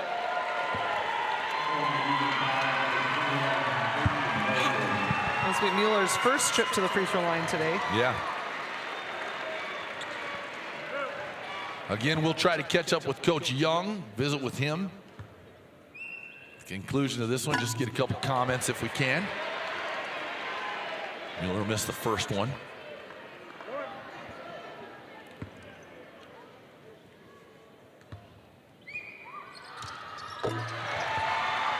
Second one is good. What was a slow start in this one offensively. Finished like a pretty normal game at 51-42. And Ethan will advance. They just find ways to win. They'll advance to the semifinals, the state championship semifinals tomorrow night. We'll let these coaches get everybody's hand shook.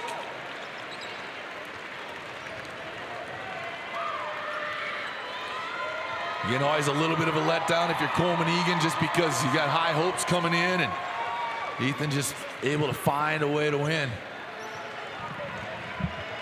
As the Rustlers will move their name over. And we'll see if Coach Young remembers to come over. He's watching his team. He's going to send them down. 51-42.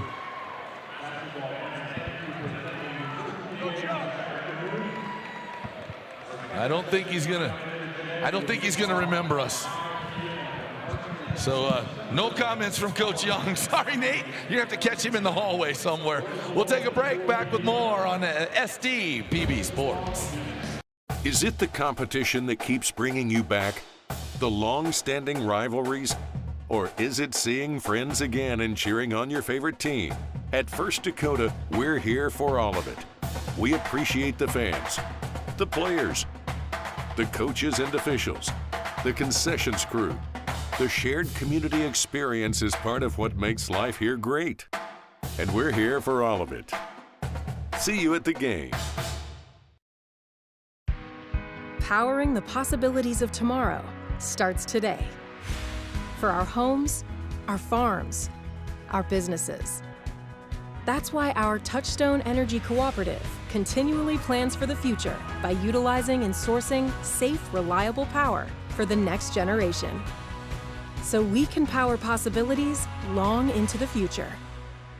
Touchstone Energy Cooperatives, powering possibilities. Bioethanol supplies more than just energy.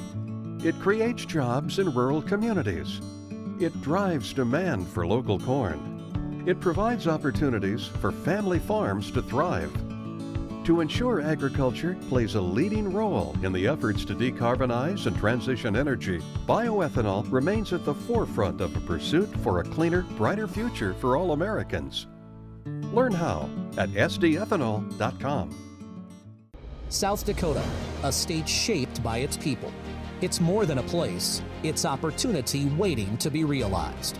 At South Dakota State University, opportunity is turned into progress. Through research, education, and a community that inspires, SDSU drives the future of this state. We're not just here, we're taking action with purpose, trust, and impact. This is SD State.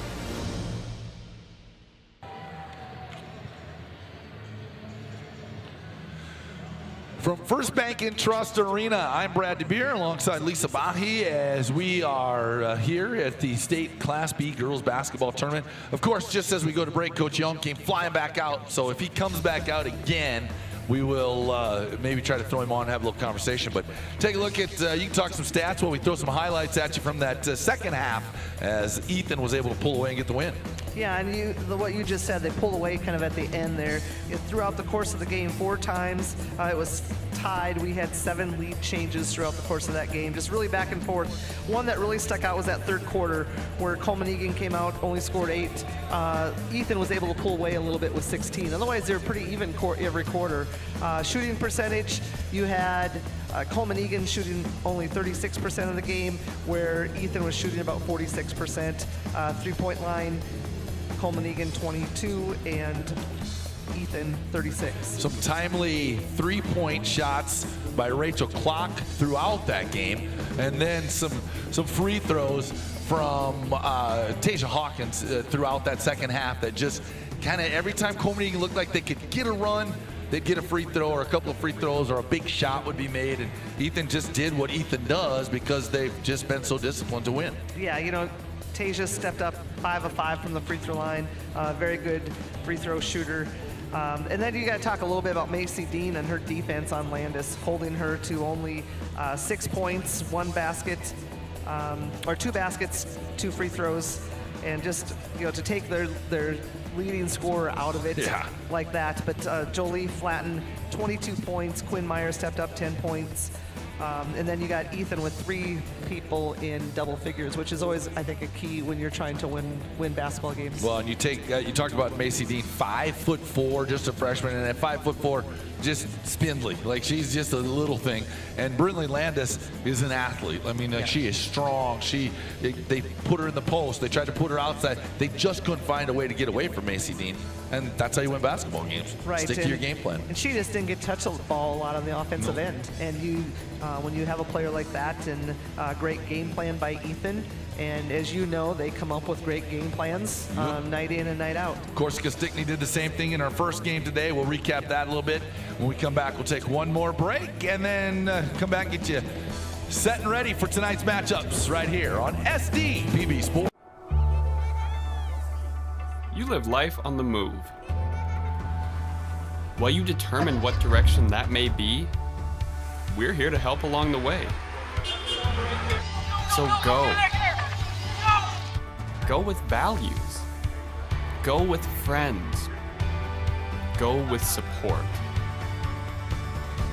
Go with convenience.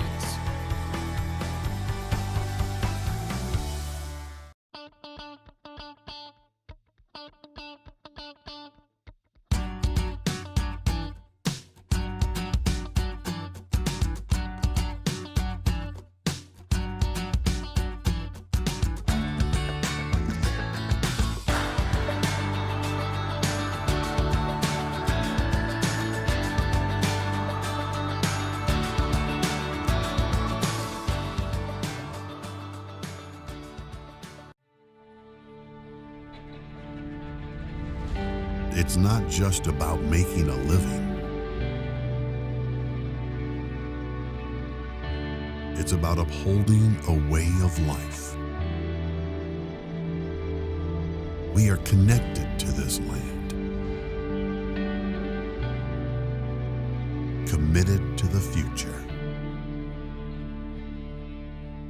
Bank West. At Muth Electric, we don't just power projects, we empower people. We invest in training, mentorship, and career development opportunities at every level. Because strong careers build strong communities. Your future is bright with Muth Electric. Muth Electric now hiring.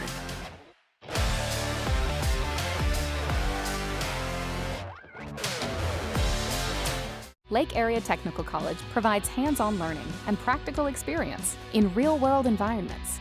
Prepare for a career right out of school from the moment you step on campus for an education that can really be put to work. Lake Area Tech is the start of something new.